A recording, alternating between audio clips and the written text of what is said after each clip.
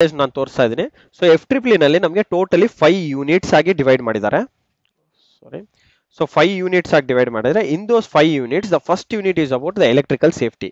ಆ electrical safety ನಲ್ಲಿ ನಮಗೆ ಎಷ್ಟು ಮಾರ್ಕ್ಸ್ ಆಗಿದೆ? 2 ಮಾರ್ಕ್ಸ್ ಆಗಿರುತ್ತೆ. Okay, and the second unit is about the fundamentals. Okay, ಏನು ಫಂಡಮೆಂಟಲ್ಸ್, ಇದರಲ್ಲಿ ಎಷ್ಟು ಮಾರ್ಕ್ಸ್ ಇದೆ? 5 ಮಾರ್ಕ್ಸ್ ಇದೆ ಗೈಸ್.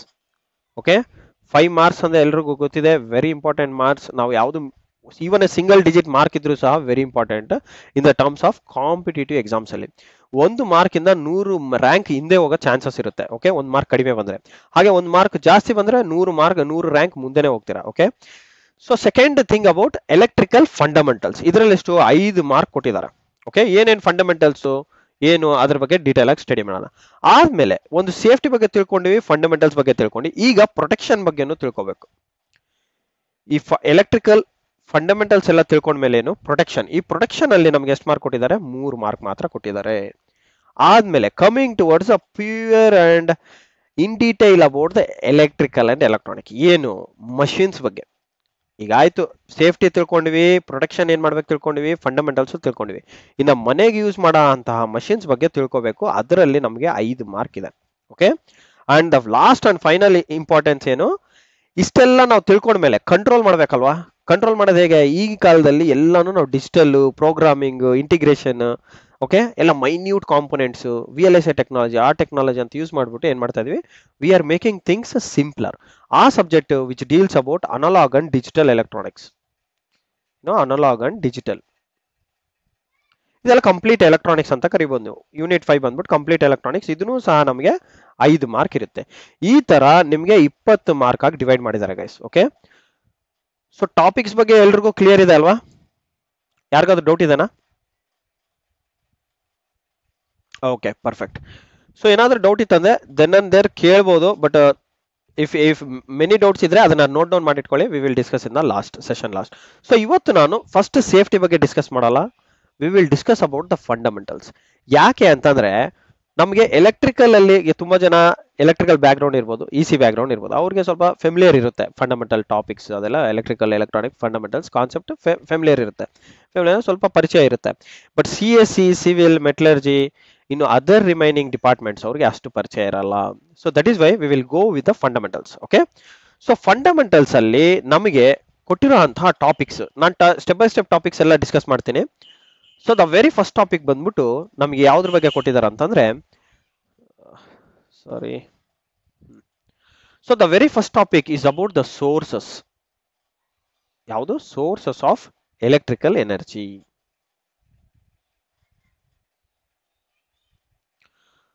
ಸೊ ನಿಮ್ಮೆಲ್ಲರಿಗೆ ಎನರ್ಜಿ ಅಂತಂದ್ರೆ ಏನು? Energy means which has a capacity to do work. ಕರೆಕ್ಟಾ? ಎನರ್ಜಿ ಮೀನ್ಸ್ ಏನು? Capacity to do work, capacity to do the work, right? So ಇದರಲ್ಲಿ ಎಲೆಕ್ಟ್ರಿಕಲ್ ಎನರ್ಜಿ ಅಂತಂದ್ರೆ which deals only about an electrical energy, ಅಂದ್ರೆ ಎಲೆಕ್ಟ್ರಿಕಲ್ಗೆ ಎಷ್ಟು capacity ಇದೆ work ಮಾಡೋದಕ್ಕೆ ಅನ್ನೋದು. ಸೊ ಇದು ಕೆಪಾಸಿಟಿ ಬಗ್ಗೆ ತಿಳ್ಕೊಬೇಕಂತಂದ್ರೆ ಎಲೆಕ್ಟ್ರಿಸಿಟಿ ಹೇಗೆ ಜನರೇಟ್ ಮಾಡ್ತದೆ ಅಂತಾನು ನಾವು ತಿಳ್ಕೊಬೇಕು. So that is what we call it as the source. Source ಅಂದ್ರೆ ಏನು? Which from which we extract the electrical energy, ಅದನ್ನ ನಾವೇನಂತ ಕರಿತೀವಿ? ಸೋರ್ಸ್ ಅಂತ ಕರಿತೀವಿ. ಓಕೆ, ಎಲ್ಲಿಂದ ನಾವು ಎಲೆಕ್ಟ್ರಿಸಿಟಿನ ಜನರೇಟ್ ಮಾಡ್ತೀವಿ, ಹೇಗೆ ನಮಗೆ ಎಲೆಕ್ಟ್ರಿಸಿಟಿ ಬರುತ್ತೆ, ಎಲ್ಲಿ ನ್ಯಾಚುರಲ್ ಆಗಿ ಸಿಗುತ್ತಾ? ನ್ಯಾಚುರಲ್ ಆಗಿ ಸಿಗೋಂತಹ ಸೋರ್ಸಸ್ ಇದಾವೆ.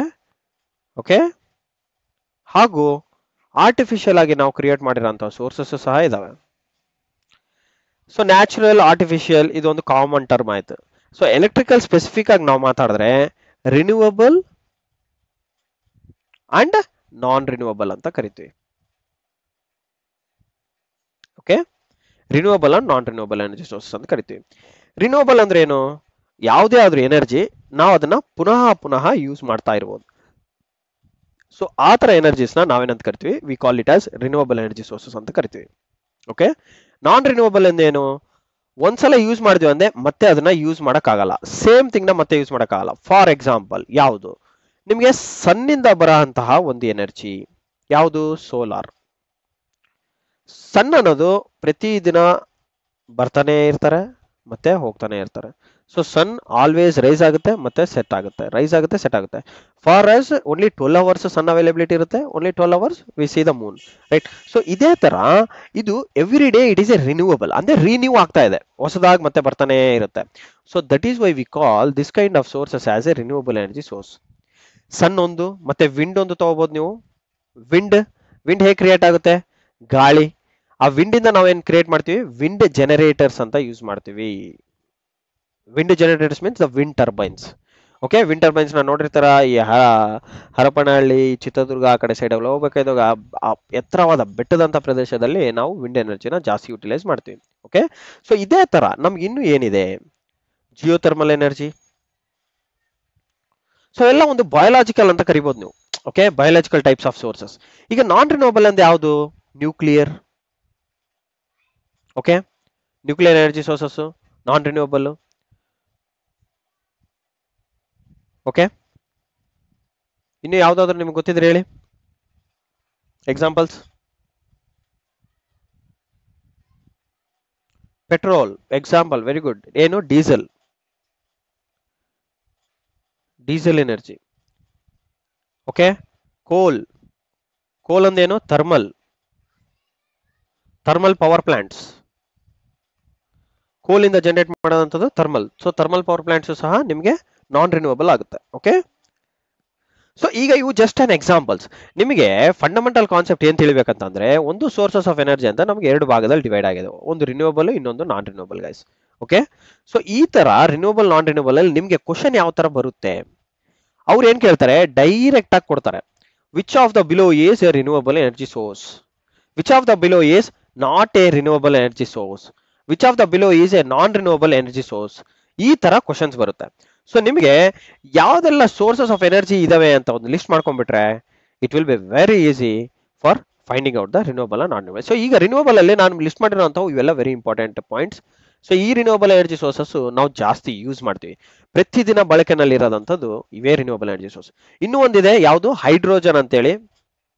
ಈ ಮಧ್ಯೆ ಬೂಮಿಂಗ್ ಅಲ್ಲಿ ಇದೆ ಹೈಡ್ರೋಜನ್ ಎನರ್ಜಿ ಸೋರ್ಸಸ್ ಅಂತ ಹೇಳ್ಬಿಟ್ಟು. ಹೈಡ್ರೋಜನ್ ಇಂದನೂ ಸಹ ನಾಳೆ ಫ್ಯೂಲ್ ಸೆಲ್ಸ್ ನೆಲ್ಲ ನಾವು ಜನರೇಟ್ ಮಾಡ್ತೀವಿ. ಫ್ಯೂಲ್ ಸೆಲ್ಸ್ ತುಂಬಾ ಪ್ರಮಾಣದಲ್ಲಿ ಯೂಸ್ ಮಾಡ್ತೀವಿ. The future of electricity will be the hydrogen. ಬರ್ದಿಟ್ಕೊಂಡ್ಬಿಡಿ ಇದನ್ನ ಎಲ್ಲಾನ ಒಂದ್ ಕಡೆ. ತುಂಬಾ ಫೇವರೇಟ್ ಇದಾರೆ ಯಾರಾದ್ರೂ ಎಲೆಕ್ಟ್ರಿಕಲ್ ಗಾಯ್ಸ್, ಎಲೆಕ್ಟ್ರಾನಿಕ್ ಗಾಯ್ಸ್ ಇದಾರೆ ಅಂತಂದ್ರೆ, ಬೇರೆಯವ್ರು ಇದ್ರು ಸಹ ಜಸ್ಟ್ ಬರ್ದಿಟ್ಕೊಂಡ್ಬಿಡಿ. The future of electricity will be the hydrogen. Okay, so hydrogen it is a renewable, non renewable. Hydrogen ಅನ್ನೋದು ಯಾವ್ದ್ರಿಂದ ಬರುತ್ತೆ? ವಾಟರ್ ಇಂದ, ರೈಟ್. ಓಕೆ, ವಾಟರ್ ಇರೋ ತನಕ ನಮಗೆ ಹೈಡ್ರೋಜನ್ ಎನರ್ಜಿ ಸಿಗುತ್ತೆ. ಸೊ ಹೈಡ್ರೋಜನ್ ಅನ್ನೋದು ಸಹ ಒನ್ ಆಫ್ ದಿ ನಿಮಗೆ ರಿನ್ಯೂವಬಲ್ ಎನರ್ಜಿ ಸೋರ್ಸ್.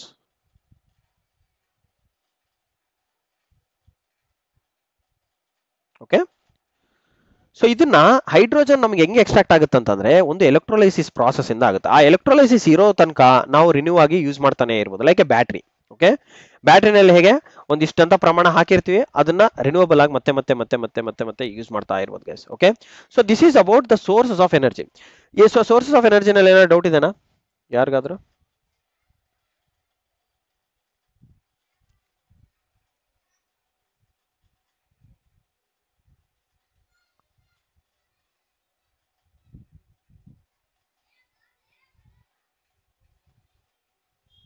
ಗೈಸ್ ಯಾರಿಗಾದ್ರೂ ಡೌಟ್ ಇದೆನಾ? ಡೌಟ್ ಇದ್ರೆ ನೀವು ಹ್ಯಾಂಡ್ ರೈಸ್ ಮಾಡ್ಬೋದು,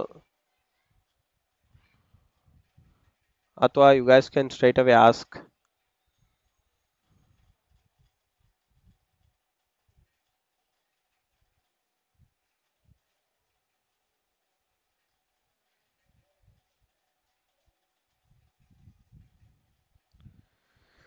ಗೈಸ್ ಕ್ಲಿಯರ್ ಇದೆ ಅಲ್ಲ? ಈ ಪರ್ಟಿಕ್ಯುಲರ್ ಟಾಪಿಕ್ ಕ್ಲಿಯರ್ ಇದೆನಾ? Energy, source of energy. ಈ ಸೋರ್ಸ್ ಆಫ್ ಎನರ್ಜಿನಲ್ಲಿ ನಿಮಗೆ ಸ್ಟ್ರೈಟ್ ಫಾರ್ವರ್ಡ್ ಕ್ವಶನ್ ಬರುತ್ತೆ, ಏನು ಯಾವ source of energy is for which type ಅಂತ ಹೇಳ್ಬಿಟ್ಟು ಬರುತ್ತೆ. ಸ್ಟ್ರೈಟ್ ಫಾರ್ವರ್ಡ್ ಕ್ವಶನ್ಸ್, ಯಾವುದೇ ತರ ನಿಮ್ಗೆ ಕನ್ಫ್ಯೂಷನ್ ಇರಲ್ಲ ಇದರಲ್ಲಿ. ಇನ್ನೂ ಒಂದು ತಿಳ್ಕೊಳ್ಳಿ, ನಾನ್ ರಿನ್ಯೂವಬಲ್ ನ ನಾವು ಇನ್ನೊಂದು ಫಾರ್ಮೆಟ್ ಅಲ್ಲಿ ಕರಿಬಹುದು, ಏನಂತ ಹೇಳ್ಬಿಟ್ಟು ಫಾಸಿಲ್ ಫ್ಯೂಲ್ಸ್ ಅಂತಾನು ಕರಿಬಹುದು. ಏನು? Fossil fuels. ಫಾಸಿಲ್ ಫ್ಯೂಲ್ಸ್ ಅಂದ್ರೆ ಏನಂತ ಕರಿತೀವಿ ನಾವು? These are combustible materials. Combustible ಎಂದನು ಸುಡೋ ಅಂತಹ, ಬೆಂಕಿ ಹತ್ತಿದ್ರೆ ಹಚ್ಕೊಳ್ಳುತ್ತೆ. ಸೊ ಆ ತರ ಥಿಂಗ್ಸ್ ನ ನಾವು ಫಾಸಿಲ್ ಫ್ಯೂಲ್ಸ್ ಅಂತ ಕರಿತೀವಿ. ಇದರಲ್ಲಿ ಡೀಸೆಲ್ ಇರ್ಬೋದು, ಆಯಿಲ್ ಇರ್ಬೋದು, ಗ್ಯಾಸ್ ಇರ್ಬೋದು, natural gas. Okay, natural gas ನೋಡಿ, ಇದು ಒಂದು ಕನ್ಫ್ಯೂಸಿಂಗ್ ಇದೆ ಹೆಸರು. ನ್ಯಾಚುರಲ್ ಅಂತ ಇದೆ, ಓಕೆ ನ್ಯಾಚುರಲ್ ರಿನ್ಯೂವಬಲ್ ಅಂತ ಹಾಕ್ಬೇಡಿ. ಓಕೆ, ಗ್ಯಾಸ್ ಅನ್ನೋದು it is created with in the earth. Okay, ಅದು ಎಷ್ಟು ಪ್ರಮಾಣದಲ್ಲಿ ಇದೆ ಅಷ್ಟು ಪ್ರಮಾಣ ನಾವು ಯೂಸ್ ಮಾಡ್ಕೊಂಡಿವಿ ಅಂತಂದ್ರೆ again you cannot extract, you have to create it. ಹೇಗೆ ಕ್ರಿಯೇಟ್ ಮಾಡ್ತೀರಾ? ಮತ್ತೆ ನ್ಯಾಚುರಲ್ ಗ್ಯಾಸ್ ಕ್ರಿಯೇಟ್ ಆಗ್ಬೇಕಂದ್ರೆ ಸುಮಾರು ಹಲವಾರು ವರ್ಷಗಳಾಗಬೇಕು. ಓಕೆ, ಲೈಕ್ ಹಲವಾರು ವರ್ಷ ಅಂದ್ರೆ ಮೇ ಬಿ 1000, 2000, 3000 ಇಯರ್ಸ್ ಆಗಬೇಕು. ಆವಾಗ ಇಂಟರ್ನಲ್ಲಿ ಗ್ಯಾಸ್ ಕ್ರಿಯೇಟ್ ಆಗುತ್ತೆ. ಆ ಥರ ಗ್ಯಾಸ್ ಎನರ್ಜೀಸ್ನ ನಾವೇನಂತ ಕರಿತೀವಿ? ನ್ಯಾಚುರಲ್ ಗ್ಯಾಸ್ ಅಂತ ಕರಿತೀವಿ, ದನ್ ಫಾಸಿಲ್ ಫ್ಯೂಲ್ಸ್. ಸೊ ಎಲ್ಲ ಕಂಬಸ್ಟ್ ಮಾಡೋ ಅಂತ ಮೆಟೀರಿಯಲ್ಸ್. ನೋಡಿ ಇಲ್ಲೆಲ್ಲ ಏನೇ ನಾನು ಮೆನ್ಷನ್ ಮಾಡಿದ್ವಿ ಇವೆಲ್ಲ ಸುಡೋ ಅಂತವು. ನ್ಯೂಕ್ಲಿಯರ್ ಎನರ್ಜಿ ಏನು? ಒಂದು ಬೆಂಕಿ ತರ ಸುಡುತ್ತೆ. ಮತ್ತು ಒಂದು ಹೈಡ್ರೋಜನ್ ಟು ಹೈಡ್ರೋಜನ್ ಎರಡು ಯಾವಾಗ ಕೊಲೈಡ್ ಆಗುತ್ತೆ ಆಗ ನಮಗೆ ಒಂದು ಎನರ್ಜಿ ಜನರೇಟ್ ಆಗುತ್ತೆ.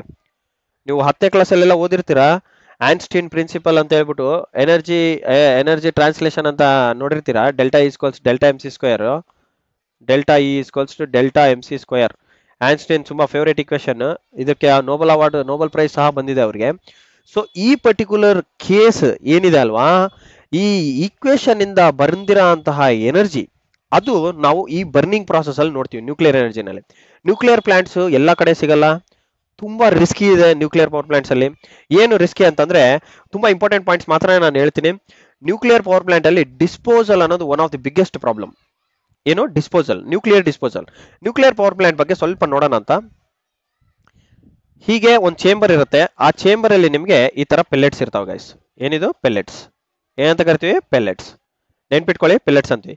ಇದು ನಾವು ಚೇಂಬರ್ ಅಂತ ಕರಿತೀವಿ. This is called a very big chamber. ತುಂಬಾ ದೊಡ್ಡ ಚೇಂಬರ್ ಇರುತ್ತೆ. ಓಕೆ, ನಿಮ್ಮ ಮನೆಗೆ ವಾಲ್ ಹೆಂಗ್ ಕಟ್ಕೊಂತೀರಲ್ಲ ಆ ತರ ದೊಡ್ಡ ಬ್ರಿಕ್ಸ್ ವಾಲ್ ಇರುತ್ತೆ, ಪ್ಲಸ್ ಲೆಡ್ ಶೀಟ್ಸ್ ಇರುತ್ತೆ. ಓಕೆ, ಲೆಡ್ ಶೀಟ್ ಇರುತ್ತೆ, LED sheet, concrete Vaalu. Okay, ಇವನ್ನ ನಾವು ಪೆಲ್ಲೆಟ್ಸ್ ಅಂತ ಕರಿತೀವಿ. ಓಕೆ, ಏನಂತ ಕರಿತೀವಿ? ಪೆಲ್ಲೆಟ್ಸ್. ಪೆಲ್ಲೆಟ್ಸ್ ಅಂದೇನು? ಫ್ಯೂಲ್ ಪೆಲ್ಲೆಟ್ಸ್. ನ್ಯೂಕ್ಲಿಯರ್ ಎನರ್ಜಿನ ನಾವು ಯಾವ್ದ್ರಿಂದ ಎಕ್ಸ್ಟ್ರಾಕ್ಟ್ ಮಾಡ್ಬೋದು? ಒಂದು ಯುರೇನಿಯಮ್, ಇನ್ನೊಂದು ಪ್ಲೂಟೋನಿಯಂ. ಓಕೆ, ಇವೆರಡನ್ನ ಮೆಟೀರಿಯಲ್ಸ್ ನ ಯೂಸ್ ಮಾಡಿ ಯಾವ್ದನ ಒಂದು ಯುರೇನಿಯಂ ಆಗಿರ್ಬೋದು, ಪ್ಲೂಟೋನಿಯಂ ಆಗಿರ್ಬೋದು, ಅದರಿಂದ ನಾವು ಒಂದು ಪೆಲ್ಲೆಟ್ ತರ ರೆಡಿ ಮಾಡ್ತೀವಿ. ಪೆಲ್ಲೆಟ್ ಅಂದೇನು? ಒಂದು ನೀವು ಚಪಾತಿ ತಿಕ್ಬೇಕಾದಾಗ ಚಪಾತಿನ ರೆಡಿ ಮಾಡ್ಕೋಬೇಕಂದ್ರೆ ಫಸ್ಟ್ ಏನ್ ಮಾಡಿದ್ರೆ ಒಂದು ಬಾಲ್ ತರ ರೆಡಿ ಮಾಡ್ಕೊಂತೀರ. ಅದಾದ್ಮೇಲೆ ಏನು? ಲಟ್ಟಣಿಗೆ ತಗೊಂಡು ಲಟ್ಟಿಸ್ತಿರಲ್ಲ, ಅದೇ ತರ ಲಟ್ಟಿಸ್ಬೇಕಾದಾಗ ಒಂದು ಸರ್ಕಲ್, ಒಂದು ರೆಕ್ಟಾಂಗಲ್ ಫಾರ್ಮ್ಯಾಟ್ ಅಲ್ಲಿ ಮಾಡ್ಕೊಂಡ್ರೆ, ಒಂದು ದಪ್ಪದ ಒಂದು ಇಷ್ಟಂತ ಸ್ವಲ್ಪ ಸೈಜ್ ಅಲ್ಲಿ ಇದ್ರೆ, ಕೈಯಲ್ಲಿ ಹಿಡಿಯೋಷ್ಟು ಸೈಜ್ ಇದ್ರೆ, ಅದನ್ನ ನಾವು ಪೆಲ್ಲೆಟ್ ಅಂತ ಕರಿತೀವಿ. ಅದನ್ನ ಈ ತರ ರೆಕ್ಟಾಂಗಲ್ ಶೇಪ್ ಅಲ್ಲಿ ಮಾಡ್ಬೇಕು. ಸೊ ಇದ್ರೊಳಗಡೆ ಏನಿರುತ್ತೆ? ಯುರೇನಿಯಂ ಇರುತ್ತೆ. ಯುರೇನಿಯಂ. ಸೊ ಇದ್ರಲ್ಲೇ ನಾವೇನ್ ಮಾಡ್ತೀವಿ? ನ್ಯೂಟ್ರಾನ್ಸ್ ನ ಕಳಿಸ್ತೀವಿ. ಏನು? ನ್ಯೂಟ್ರಾನ್ಸ್ ನ ಕಳಿಸ್ತೀವಿ. ಕಳಿಸಿದಾದ್ಮೇಲೆ ಏನಾಗುತ್ತೆ? ಈ ಯುರೇನಿಯಂ ಒಳಗಡೆ ಇರೋಂತಹ ಮಾಲಿಕ್ಯೂಲ್ಸ್ ಹತ್ರ ರಿಯಾಕ್ಟ್ ಆಗೋದು ಸ್ಟಾರ್ಟ್ ಆಗುತ್ತೆ. ರಿಯಾಕ್ಟ್ ಆದಾಗ ಪ್ರತಿಯೊಂದಕ್ಕೆ delta E equals delta M C square ಅಷ್ಟು ಎನರ್ಜಿ ರಿಲೀಸ್ ಆಗುತ್ತೆ. Enormous amount of energy guys. ಸನ್ನಲ್ಲಿ ಬೆಳಕು ಕಾಣ್ತಿರೋದು ಯಾಕೆ ಅಂತ ಯಾರನ್ನ ಕೇಳಿದ್ರೆ, it is due to the fusion process. ಏನು? Fusion process. ನೆನ್ಪಿಟ್ಕೊಳ್ಳಿ, it is due to the fusion. Fusion ಅಂದೇನು? ಎರಡರನ್ನ ಜೋಡಿಸೋದು. ಎರಡು ಮಾಲಿಕ್ಯೂಲ್ಸ್, ಒಂದು ಹೈಡ್ರೋಜನ್ ಜೊತೆ ಇನ್ನೊಂದು ಹೈಡ್ರೋಜನ್ ಜೋಡಿಸೋದು, ಅದು ಫ್ಯೂಷನ್. ಈ ನಮ್ಮ ನ್ಯೂಕ್ಲಿಯರ್ ರಿಯಾಕ್ಟರ್ ಅಲ್ಲಿ ನಡೆಯೋ ಪ್ರಿನ್ಸಿಪಲ್ ಯಾವುದು? ಫಿಷನ್. ಏನು? ಫಿಷನ್. ಫಿಷನ್ ಅಂದೇನು? ಸ್ಪ್ಲಿಟ್. ಇವಾಗ ಒಂದು ಯುರೇನಿಯಂ ಇದ್ರೆ ಅದನ್ನ ಬೇರಿಯಂ ಮತ್ತೆ ಕ್ರೆಪ್ಟಾನ್ ಈ ತರ ಒಂದೆರಡು ಸ್ಪ್ಲಿಟ್ ಆಗ್ತವೆ. ನಾವು ಪ್ರಿನ್ಸಿಪಲ್ ಬಗ್ಗೆ ಒಂದು ನೆನ್ಪಿಟ್ಕೊಳ್ಳಿ, it is a fission principle. Pellets use ಮಾಡ್ತೀವಿ, ಹಾಗೂ ಇದರಲ್ಲಿ ಬರೋಂತಹ energy it is Einstein's energy relationship. ಇವು ಮೂರಲ್ಲಿ ವೆರಿ ಇಂಪಾರ್ಟೆಂಟ್, ನಿಮಗೆ ಪಕ್ಕಾ ಕ್ವಶನ್ ಬಂದೇ ಬರುತ್ತೆ. Okay, so this is about the nuclear power plant. So nuclear energy ಸಹ ಇದೇ ತರನೇ ನಮಗೆ ಜನರೇಟ್ ಆಗುತ್ತೆ. ಈಗ ನಾವು ವೆರಿ ಬೇಸಿಕ್ ಥಿಂಗ್ ಹೋಗೋಣ. ಏನು ವೆರಿ ಬೇಸಿಕ್ ಥಿಂಗ್ ಅಂದ್ರೆ the next topic is about current. ಏನು? Current, voltage, EMF, potential difference ಹಾಗೂ ರೆಸಿಸ್ಟೆನ್ಸ್.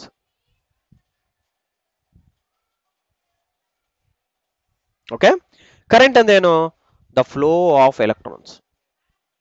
ಒಂದು ಕಂಡಕ್ಟರ್ ಇದೆ ನಿಮ್ಮ ಹತ್ರ. ಒಂದು ಕಂಡಕ್ಟರ್ ಅಂದೇನು? ಒಂದು ಮೆಟೀರಿಯಲ್. ಒಂದು ಕಾಪರ್ ಇರ್ಬೋದು, ಅಥವಾ ಅಲ್ಯೂಮಿನಿಯಂ ಇರ್ಬೋದು, ಸಿಲ್ವರ್ ಇರ್ಬೋದು, ಜಿಂಕ್ ಇರ್ಬೋದು, ಯಾವುದೇ ಒಂದು ಕಂಡಕ್ಟರ್ ಅಂದೇನು? ಯಾವುದರಲ್ಲಿ ಎಲೆಕ್ಟ್ರಾನ್ಸ್ ಇರುತ್ತೆ ಅದೇ ಕಂಡಕ್ಟರ್. ನೀವು ಒಂದು ಐರನ್ ನ ಕೈನಲ್ಲಿ ಇಟ್ಕೊಂಡ್ರೆ iron is also A conductor. Okay, iron ನ ಕೈನಲ್ಲಿ ಇಟ್ಕೊಂಡಿದ್ರೆ ಅಂದ್ರೆ iron is also A conductor guys. Okay, so ಈಗ ಈ ಪರ್ಟಿಕ್ಯುಲರ್ ಕರೆಂಟ್ ಅಲ್ಲಿ ನಮ್ಗೆ ಏನಾಗುತ್ತೆ ಅಂತಂದ್ರೆ ಫ್ಲೋ ಆಫ್ ಎಲೆಕ್ಟ್ರಾನ್ಸ್ ಸ್ಟಾರ್ಟ್ ಆಗುತ್ತೆ. Okay, flow of electrons begin ಆಗುತ್ತೆ. ಈ ಫ್ಲೋ ಆಫ್ ಎಲೆಕ್ಟ್ರಾನ್ಸ್ ಅಲ್ಲಿ ಯಾವಾಗ ಒಂದು ಕಂಡಕ್ಟರ್ ಅಲ್ಲಿ ಮೂವ್ ಆಗುತ್ತಲ್ವಾ, then we call it as a current is available. The flow of electrons is called a current. ಇದ್ರದ್ದು unit ಏನಿರುತ್ತೆ ಅಂತಂದ್ರೆ ಆಮ್ಸ್ ಅಂತ ಕರಿತೀವಿ, ಅಂಡ್ ಸಿಂಬಲ್ ಬಂದು ನಿಮಗೆ ಐ ಅಂತ ಕರಿತೀವಿ. ಇದೆರಡು ನೆನ್ಪಿಟ್ಕೊಳ್ಳಿ, ಇದ್ರ ಮೇಲೆ ನಿಮಗೆ ಕೇಳ್ತಾರೆ. ಅಂಡ್ ವೋಲ್ಟೇಜ್ ಅಂದ್ರೆ ಏನು? ವೋಲ್ಟೇಜ್ ಅಂದ್ರೆ ಏನು? ಒಂದು ಡಿಫರೆನ್ಸ್.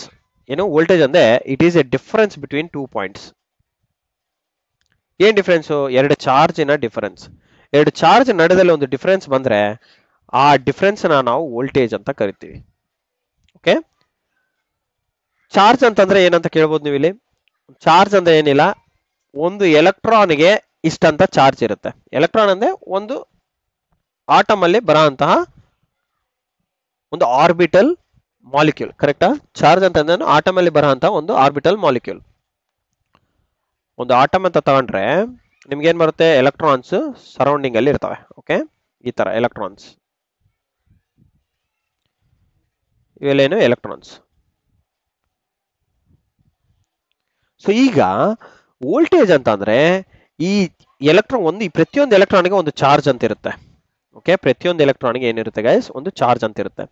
ಆ ಚಾರ್ಜ್ ಒಂದರಿಂದ ಇನ್ನೊಂದು ಚಾರ್ಜ್ ನಡುದಲ್ಲಿ ಸಮ್ ಡಿಸ್ಟೆನ್ಸ್ ಇರುತ್ತೆ, ಎಲ್ಲಾನು ಅಂಟ್ಕೊಂಡಿರಲ್ಲ ಇವು. ಓಕೆ, ಒಂದು ಕಂಡಕ್ಟರ್ ಅಂತ ಅಂದ್ಮೇಲೆ ಸಮ್ ಗ್ಯಾಪ್ ಇರುತ್ತೆ. ಆ ಗ್ಯಾಪ್ ಅಲ್ಲೇ ನಮಗೆ ಸ್ವಲ್ಪ ವೋಲ್ಟೇಜ್ ಅನ್ನೋದು ಇರುತ್ತೆ.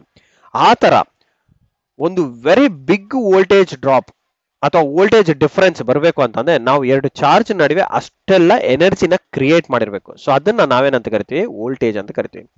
And this is created by energy generation. Okay, once energy ಏನ್ ಜನರೇಟ್ ಆಗುತ್ತಲ್ವಾ, ಆ ಎನರ್ಜಿ ಜನರೇಟ್ ಆಗಿದ್ಮೇಲೆ ಎರಡು ಚಾರ್ಜ್ ನಡುವೆ ನಮಗೆ ಡಿಫರೆನ್ಸ್ ಕ್ರಿಯೇಟ್ ಆಗುತ್ತೆ. That difference we call it as voltage. Okay, ವೋಲ್ಟೇಜಿನ ಯೂನಿಟ್ ಏನಾಗಿರುತ್ತೆ? ವೋಲ್ಟ್ಸ್ ಆಗಿರುತ್ತೆ, ನೆನ್ಪಿಟ್ಕೊಳ್ಳಿ. ಓಕೆ, ವೋಲ್ಟೇಜಿನ ಯೂನಿಟ್ ಏನು? ವೋಲ್ಟ್ಸ್. ನಿಮಗೆ ಸಿಂಬಾಲಿಕ್ ರೆಪ್ರೆಸೆಂಟೇಷನ್ ಅಂಡ್ ಅದ್ರ ಯೂನಿಟ್ ಗೊತ್ತಿರಬೇಕು. This are the units. Okay, ಇದನ್ನೇನಂತ ಕರಿತೀವಿ? ಯೂನಿಟ್ಸ್ ಅಂತ ಕರಿತೀವಿ. ಓಕೆ, ಅದೇ ತರ ಇ ಎಂ ಎಫ್ ಅಂತಂದ್ರೆ ಏನು? ಇ ಎಂ ಎಫ್ ಅಂತಂದ್ರೆ ಫುಲ್ ಫಾರ್ಮ್ ಕೇಳ್ಬೋದು ನಿಮಗೆ, ಎಲೆಕ್ಟ್ರೋಮೋಟಿವ್ ಫೋರ್ಸ್. ಏನು? ಎಲೆಕ್ಟ್ರೋಮೋಟಿವ್ ಫೋರ್ಸ್ ಅಂತ ಕರಿತೀವಿ. ಹೆಸರಲ್ಲೇ ಇದೆ ಎಲೆಕ್ಟ್ರೋಮೋಟಿವ್ ಫೋರ್ಸ್. ಅಂದ್ರೆ ಏನು? ಒಂದು ಎಲೆಕ್ಟ್ರಾನ್ ನ ಮೂವ್ ಮಾಡೋ ಅಂತಹ ಎನರ್ಜಿ ಇದೆ ಇದರಲ್ಲಿ ಅಂತ. ಇದು ನಮಗೆ ಹೇಗ್ ಗೊತ್ತಾಗುತ್ತೆ ಅಂತಂದ್ರೆ, ಒಂದು ಬ್ಯಾಟ್ರಿ ಅಂತ ತಗೊಂಡ್ರೆ ನೀವು ಒಂದು ಪಾಸಿಟಿವ್ ನೆಗೆಟಿವ್ ಟರ್ಮಿನಲ್ ಇರುತ್ತೆ. ಒಂದು ಬ್ಯಾಟ್ರಿ ಅಂತ ತಗೊಂಡ್ರೆ ಏನ್ ಬರುತ್ತೆ? ಒಂದು positive as well as negative ಎರಡೂ ಬರುತ್ತೆ. ಈ ಎರಡರಲ್ಲಿ ಮೇಲೆ ಬರೋಂತಹ ಡಿಫರೆನ್ಸ್, ಇವೆರಡರ ನಡುವೆ ಡಿಫರೆನ್ಸ್ ಬಂದ್ರೆ, ಓಕೆ, ಒಂದು positive potential and negative potential, ಈ ಎರಡರ ನಡುವದಲ್ಲಿ ನಮಗೆ ಡಿಫರೆನ್ಸ್ ಏನ್ ಬರುತ್ತಲ್ಲ ಅದನ್ನ ನಾವು ವೋಲ್ಟೇಜ್ ಅಂತ ಕರಿತೀವಿ. ಅಂಡ್ ಈ ಒಳಗಡೆ ಬರೋಂತಹ ಎನರ್ಜಿ ಅಂದ್ರೆ ಇದ್ರ ಒಳಗಡೆ ಇಂಟರ್ನಲ್ ಆಫ್ ದಿ ಬ್ಯಾಟರಿ ಒಳಗಡೆ ಬರೋಂತಹ ಡಿಫರೆನ್ಸ್ ನಾವು ಇ ಎಂ ಎಫ್ ಅಂತ ಕರಿತೀವಿ. Okay, okay guys. So electromotive force ಸಹ same like voltage. Okay, just the nomenclature difference ಅಷ್ಟೇ. ಎಲೆಕ್ಟ್ರೋಮೋಟಿವ್ ಫೋರ್ಸ್ ಅಂತಂದ್ರೆ it is also potential difference between the points. But ಏನಂತಂದ್ರೆ with in the cell. Okay, with in the cell ನಾವು discuss ಮಾಡ್ತೀವಿ, ಅದು E M F ಅಂತ ಹೇಳಿ. Okay, ಇದ್ರದ್ದು unit ಸಹ ವೋಲ್ಟ್ಸ್ ಅಂತಾನೆ ಕರಿತೀವಿ. Okay, and symbol E M F ಅಂತ ನೀವು ಬರೀಬಹುದು. Okay, E M F. And P D ಅಂತ ಅಂದ್ರೆ ಏನು? Potential difference. ಹೆಸರಲ್ಲೇ ಇದೇನು? Potential difference. ಈಗ ಈ ಪೊಟೆನ್ಶಿಯಲ್ ಡಿಫರೆನ್ಸ್ ಬಗ್ಗೆ ಎಕ್ಸ್ಪ್ಲೇನ್ ಮಾಡ್ಬೇಕಂತಂದ್ರೆ ನೀವು ಒಂದು ವೆಲ್ ಅಲ್ಲಿ ವಾಟರ್ನ ತಗೊಳ್ಳಿ. ಓಕೆ, ಒಂದು ವಾಟರ್. ಈಗ ನಾನು ಇಲ್ಲಿ ಟ್ಯಾಪ್ ಹಾಕಿದ್ರೆ ನನಗೆ ನೀರು ಫುಲ್ ಟ್ಯಾಂಕ್ ತುಂಬಾ ನೀರಿದೆ ಅಂತಂದ್ರೆ ಇಲ್ಲೇನಾಗುತ್ತೆ? ಪ್ರೆಷರ್ ಜಾಸ್ತಿ ಇರುತ್ತೆ, ಕರೆಕ್ಟಾ? ಸೊ ಅಪ್ ಸೈಡ್ ಅಲ್ಲಿ ಪ್ರೆಷರ್ ಜಾಸ್ತಿ ಇರುತ್ತಾ, ಲೋವರ್ ಅಲ್ಲಿ ಪ್ರೆಷರ್ ಜಾಸ್ತಿ ಇರುತ್ತಾ? ಎರಡು ಪಾಯಿಂಟ್ ನಡುವೆ ಸಮ್ ಡಿಫರೆನ್ಸ್ ಇರುತ್ತೆ. ಆ ಡಿಫರೆನ್ಸಿನ ಪ್ರೆಷರೇ ನಮಗೆ ಇಲ್ಲಿ ವಾಟರ್ ಆಗಿ ಫ್ಲೋ ಆಗಿ ಬರೋದು. ಓಕೆ,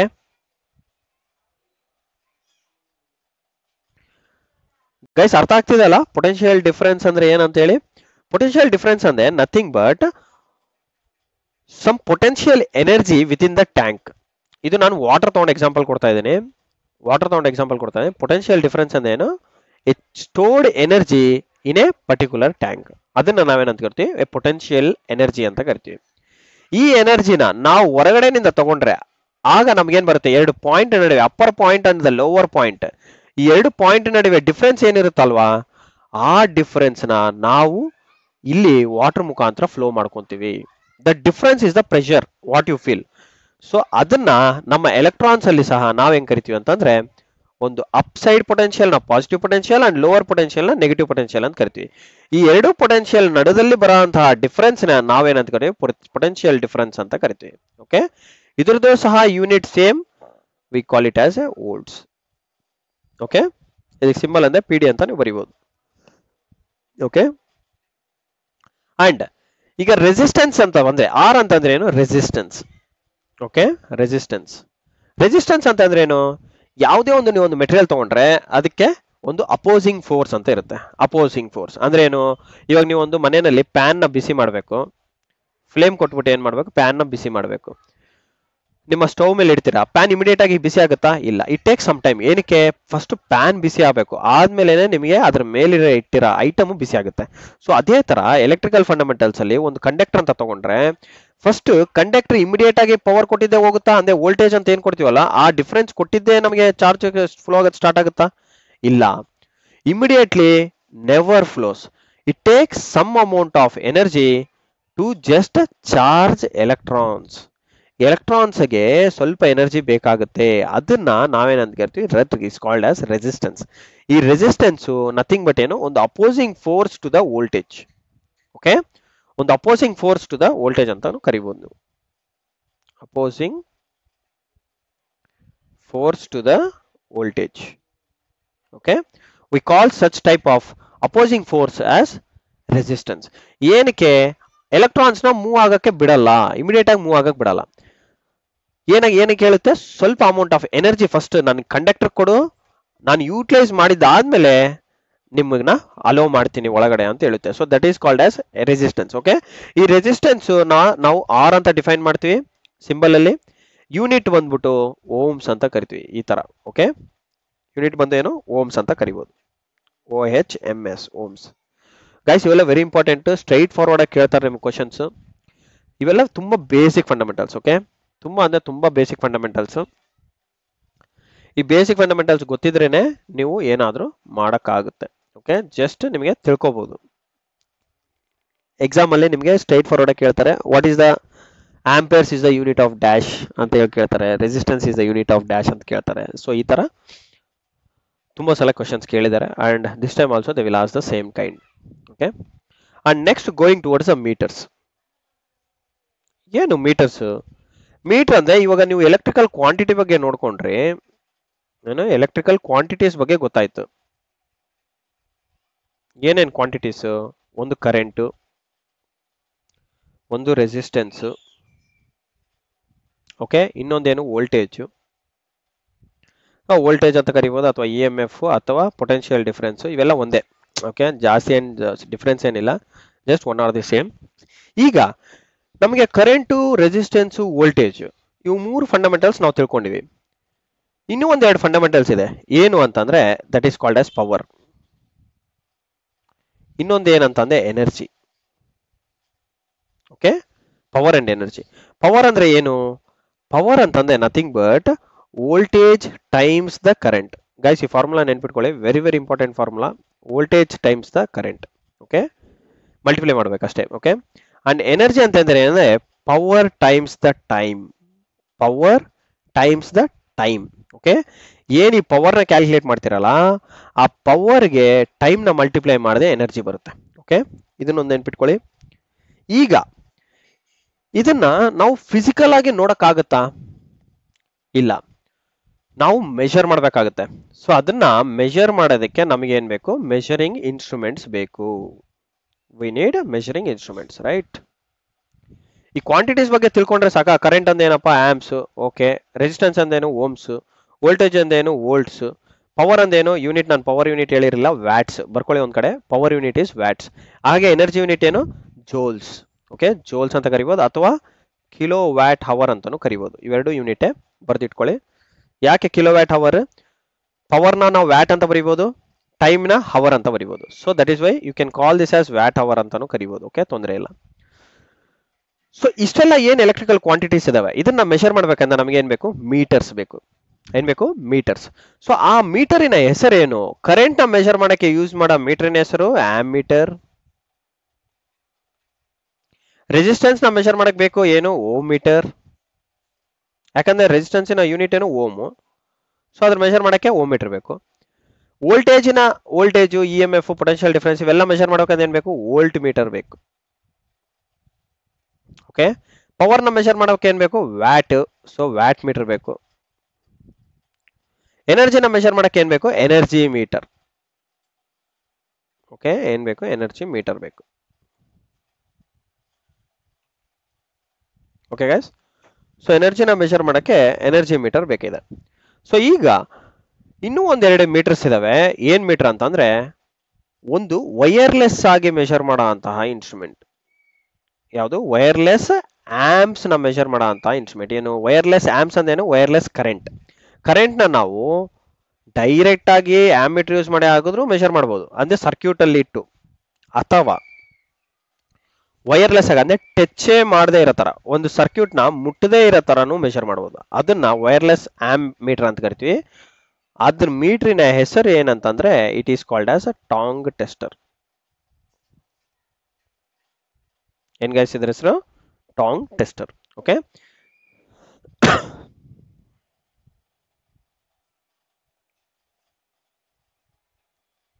ಓಕೆ, ವೈರ್ಲೆಸ್ ಆಮ್ಮೀಟರ್ ನಾವೇನಂತ ಕರಿತೀವಿ? ಟಾಂಗ್ ಟೆಸ್ಟರ್ ಅಂತ ಕರಿತೀವಿ. ಸೊ ಈಗ ನೆಕ್ಸ್ಟ್ ಇನ್ನೊಂದು ಏನಂತಂದ್ರೆ it is about a insulation resistance. ಯಾವುದು? Insulation resistance. ಏನು ಇನ್ಸುಲೇಷನ್ ರೆಸಿಸ್ಟೆನ್ಸ್ ಅಂತಂದ್ರೆ? ಇನ್ಸುಲೇಷನ್ ರೆಸಿಸ್ಟೆನ್ಸ್ ಅಂತ ಅಂದ್ರೆ ನಥಿಂಗ್ ಬಟ್, ಇನ್ಸುಲೇಷನ್ ರೆಸಿಸ್ಟೆನ್ಸ್ ಅಂತ ಅಂದ್ರೆ ಇದು IR ವ್ಯಾಲ್ಯೂ ಅಂತ ನಾವು ಕರಿತೀವಿ. ಏನು? IR value. ಯಾವುದೇ ಒಂದು ಕೇಬಲ್ ತಗೊಂತೀರಾ, ಒಂದು ವೈರ್ ತಗೋಬಹುದು ನೀವು. ಆ ವೈರ್ಗೆ ಏನಿರುತ್ತೆ? ಒಂದು ವೈರ್ ಅಂತ ತಗೊಂಡ್ರೆ ಆ ವೈರ್ ಮೇಲೆ ಏನಿರುತ್ತೆ? ಸಮ್ ಶೀತ್ ಇರುತ್ತೆ. ಏನು? ಇನ್ಸುಲೇಷನ್ ಶೀತ್ ಅಂತ ಕರಿತೀವಿ. ಆ ಶೀತ್ ನ ಫಸ್ಟ್ ನಾವು ತೆಗಿಬೇಕು, ಆದ ನಂತರನೇ ನೀವು ಒಳಗಡೆ ಇರೋ ಕಂಡಕ್ಟರ್ ನ ಯೂಸ್ ಮಾಡಬಹುದು. ಓಕೆ, ಸೊ ಇನ್ಸುಲೇಷನ್ ಏನ್ ಮೇಲೆ ಇನ್ಸುಲೇಷನ್ ಕೊಟ್ಟಿದೀವಲ್ಲ, ಇನ್ಸುಲೇಷನ್ ಏನೇ ಒಂದು ಪ್ರೊಟೆಕ್ಟಿಂಗ್ ಲೇಯರ್ ಅಂತ ಕರಿಬಹುದು ನೀವು. Okay, insulation means we call it as A protecting layer for the conductor. ಅದು ಮೆಕ್ಯಾನಿಕಲ್ ಸ್ಟ್ರೆಂತ್ ಕೊಡುತ್ತೆ, ಹಾಗೂ ಹೊರಗಡೆ ಎನ್ವಿರಾನ್ಮೆಂಟಲ್ ಇಂದ ಪ್ರೊಟೆಕ್ಟ್ ಮಾಡುತ್ತೆ ಕಂಡಕ್ಟರ್ನ. ಅದು ಒಂದು ಇಂಪಾರ್ಟೆಂಟ್ ಪ್ರಾಪರ್ಟಿ. ಹಾಗೆ ಏನೇ ಹೈ ವೋಲ್ಟೇಜ್ ಬಂದ್ರು, ಓಕೆ, ಈ ಕಂಡಕ್ಟರ್ ಒಳಗಡೆ ಏನಾದರೂ ಕರೆಂಟ್ ಜಾಸ್ತಿ ಹೋದ್ರೂ ಸಹ ಪ್ರೊಟೆಕ್ಟ್ ಮಾಡುತ್ತೆ. ಈ ತರ ಪ್ರಾಪರ್ಟೀಸ್ನ ನಾವು ಇನ್ಸುಲೇಷನ್ ರೆಸಿಸ್ಟೆನ್ಸ್ ಅಂತ ಕರಿತೀವಿ, ಮೇಲಿರೋ ಶೀತ್ನ. ಓಕೆ, ಈ ಶೀತಿನ ಇದನ್ನು ಸಹ ನಾವು ರೆಸಿಸ್ಟೆನ್ಸ್ ಅಲ್ಲೇ ಮೆಷರ್ ಮಾಡ್ತೀವಿ. ಯಾಕೆ? ಇನ್ಸುಲೇಷನ್ ರೆಸಿಸ್ಟೆನ್ಸ್ ಅಂತ ಇದೆ ಅಲ್ವಾ. ರೆಸಿಸ್ಟೆನ್ಸ್ ಅಂತ ಬಂತು ಅಂತಂದ್ರೆ ಆಯ್ತು, ನಾವು ಯಾವ್ದ್ರಲ್ಲಿ ಮೆಷರ್ ಮಾಡಬೇಕು? We have to measure it in ohms ಅಲ್ಲೇ ಮೆಷರ್ ಮಾಡಬೇಕು.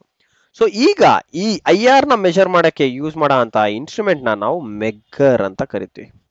ಗಾಯ್ಸ್, ಇದು ತುಂಬಾ ಇಂಪಾರ್ಟೆಂಟ್ ಇನ್ಸ್ಟ್ರೂಮೆಂಟ್ ಇದು ಮತ್ತೆ ಇದು. ಇನ್ನ ಬೇರೆ ಇನ್ಸ್ಟ್ರೂಮೆಂಟ್ಸ್ ಎಲ್ಲ very generally used instruments, but ಇವೆರಡು ಮಾತ್ರ ಸ್ಪೆಷಲ್ ಇನ್ಸ್ಟ್ರೂಮೆಂಟ್ಸ್. ಓಕೆ, ಇವೆರಡು ಏನು instruments? This are very special instruments about A ಟಾಂಗ್ ಟೆಸ್ಟರ್ ಅಂಡ್ ಮೆಗ್ಗರ್. ಟಾಂಗ್ ಟೆಸ್ಟ್ ಅಂದೇನು? ಓನ್ಲಿ ವೈರ್ಲೆಸ್ ಆ ಕರೆಂಟ್ ನ ಮೆಷರ್ ಮಾಡಬೇಕು ಅಂದಾಗ ಮಾತ್ರ ನಾವು ಟಾಂಗ್ ಟೆಸ್ಟ್ ಯೂಸ್ ಮಾಡ್ತೀವಿ. ಮೆಗ್ಗರ್ ಅಂತಂದ್ರೆ ಏನು? ಒಂದು ಕಂಡಕ್ಟರ್ ಅಲ್ಲಿ ಮೇಲಿರೋಂತಹ ಇನ್ಸುಲೇಷನ್ ನ ಹೋಗಿದನಾ ಇಲ್ಲ ಚೆನ್ನಾಗಿದನಾ ಅಂತ ಕಂಡುಹಿಡಿಯೋದಕ್ಕೆ ನಾವು ಏನ್ ಇನ್ಸ್ಟ್ರೂಮೆಂಟ್ ಯೂಸ್ ಮಾಡ್ತೀವಿ? We use megger. Okay, megger ಅನ್ನೋದು ಇನ್ಸ್ಟ್ರೂಮೆಂಟಿನ ಹೆಸರು ಅಥವಾ ಸೈಂಟಿಸ್ಟ್ ನೇಮ್. ಅವ್ರು ಕಂಡುಹಿಡಿದಿರೋ ಅಂತ ಇನ್ಸ್ಟ್ರೂಮೆಂಟ್ ಇದು. ಇದು ಇನ್ಸುಲೇಷನ್ ಚೆನ್ನಾಗಿದೆನಾ ಹೋಗಿದೆನಾ ಅನ್ನೋದು ಬಗ್ಗೆ ತಿಳಿಸುತ್ತೆ ಗೈಸ್. Okay, next. ಸೊ ಈಗ ನಾವು ಸಪ್ಲೈ ಸಿಸ್ಟಮ್ಸ್ ಬಗ್ಗೆ ತಿಳ್ಕೊಳ್ಳೋಣ. ಏನು? Supply systems. ಸಪ್ಲೈ ಸಿಸ್ಟಮ್ಸ್ ಅಂತಂದ್ರೆ ಏನು? ಒಂದು AC, ಇನ್ನೊಂದು DC. ಈಗ ಸಪ್ಲೈ ಸಿಸ್ಟಮ್ ಅಂತ ಯಾಕೆ ಎಲೆಕ್ಟ್ರಿಕಲ್ ಅಲ್ಲಿ ಎರಡೆರಡು ಡಿಫ್ರೆಂಟ್ ಆಗಿ ಮಾಡಿದ್ದಾರೆ ಅನ್ನೋದನ್ನು ನಿಮ್ಗೆ ಗೊತ್ತಾಗಬೇಕು. ಓಕೆ, AC ಅಂದ್ರೆ ಏನು, DC ಅಂದ್ರೆ ಏನು? ಫಸ್ಟ್ ಅಲ್ಲಿ ಇನ್ವೆಂಟ್ ಆಗಿರೋದು ಯಾವುದು? DC. ಫಸ್ಟ್ ಇನ್ವೆನ್ಷನ್ ಯಾರು ಕಂಡುಹಿಡಿದಿದ್ದು? Thomas Alva Edison. TIE ಅಂತ ಬರಿತೀನಿ. ಓಕೆ, ಥಾಮಸ್ ಆಲ್ವಾ ಎಡಿಸನ್ ಇವರು ಕಂಡುಹಿಡಿದಿರೋ ಅಂತಹ ಒಂದು ಸಪ್ಲೈ ಸೋರ್ಸ್ ಅಥವಾ ಸಪ್ಲೈ ಎನರ್ಜಿ ಅಂತ ಕರಿಬಹುದು, ಸಪ್ಲೈ ಸಿಸ್ಟಮ್ ಅಂತ ಕರಿಬಹುದು. ಓಕೆ, ಏನು DC ಅಂತಂದ್ರೆ ಏನು? AC ಅಂದ್ರೆ ಏನು? C ಅಂತಂದ್ರೆ ಕಾಮನ್ ಫ್ಯಾಕ್ಟರ್, ಏನು? ಕರೆಂಟ್. ಓಕೆ, C ಅಂತಂದ್ರೆ ಕರೆಂಟ್. D ಅಂತಂದ್ರೆ it is nothing but a direct current. ಏನು? Direct current. ಅಂಡ್ AC ಅಂದ್ರೆ ಏನು? It is alternating current. ಏನು? ಆಲ್ಟರ್ನೇಟಿಂಗ್ ಕರೆಂಟ್ ಅಂತ ಕರಿತೀವಿ. ಗೈಸ್, ಒಂದು ಸಿಸ್ಟಮ್ಸ್ ಅಲ್ಲಿ ಎರಡು ತರ ಡಿವೈಡ್ ಮಾಡಿದಾರೆ ಅಂತಂದ್ರೆ ಇದು ಸಿಮಿಲರ್ ಆಗಿ ಒಂದು ಮೇಲ್ ಅಂಡ್ ಫಿಮೇಲ್ ಅಂತಾನು ಕರಿಬಹುದು. ಓಕೆ, ಜನರಲ್ ಆಗಿ. ಅಥವಾ ನೀವು ಒಂದು ಹೌಸಸ್ ನ ಕಟ್ತಾ ಇದ್ದೀರಾ ಅಂದ್ರೆ there are different styles of houses, ಕರೆಕ್ಟಾ? But architecture remains the same. Italian architecture, Persian architecture, ಈ ತರ ಡಿಫರೆನ್ಸ್ ಆಗುತ್ತೆ.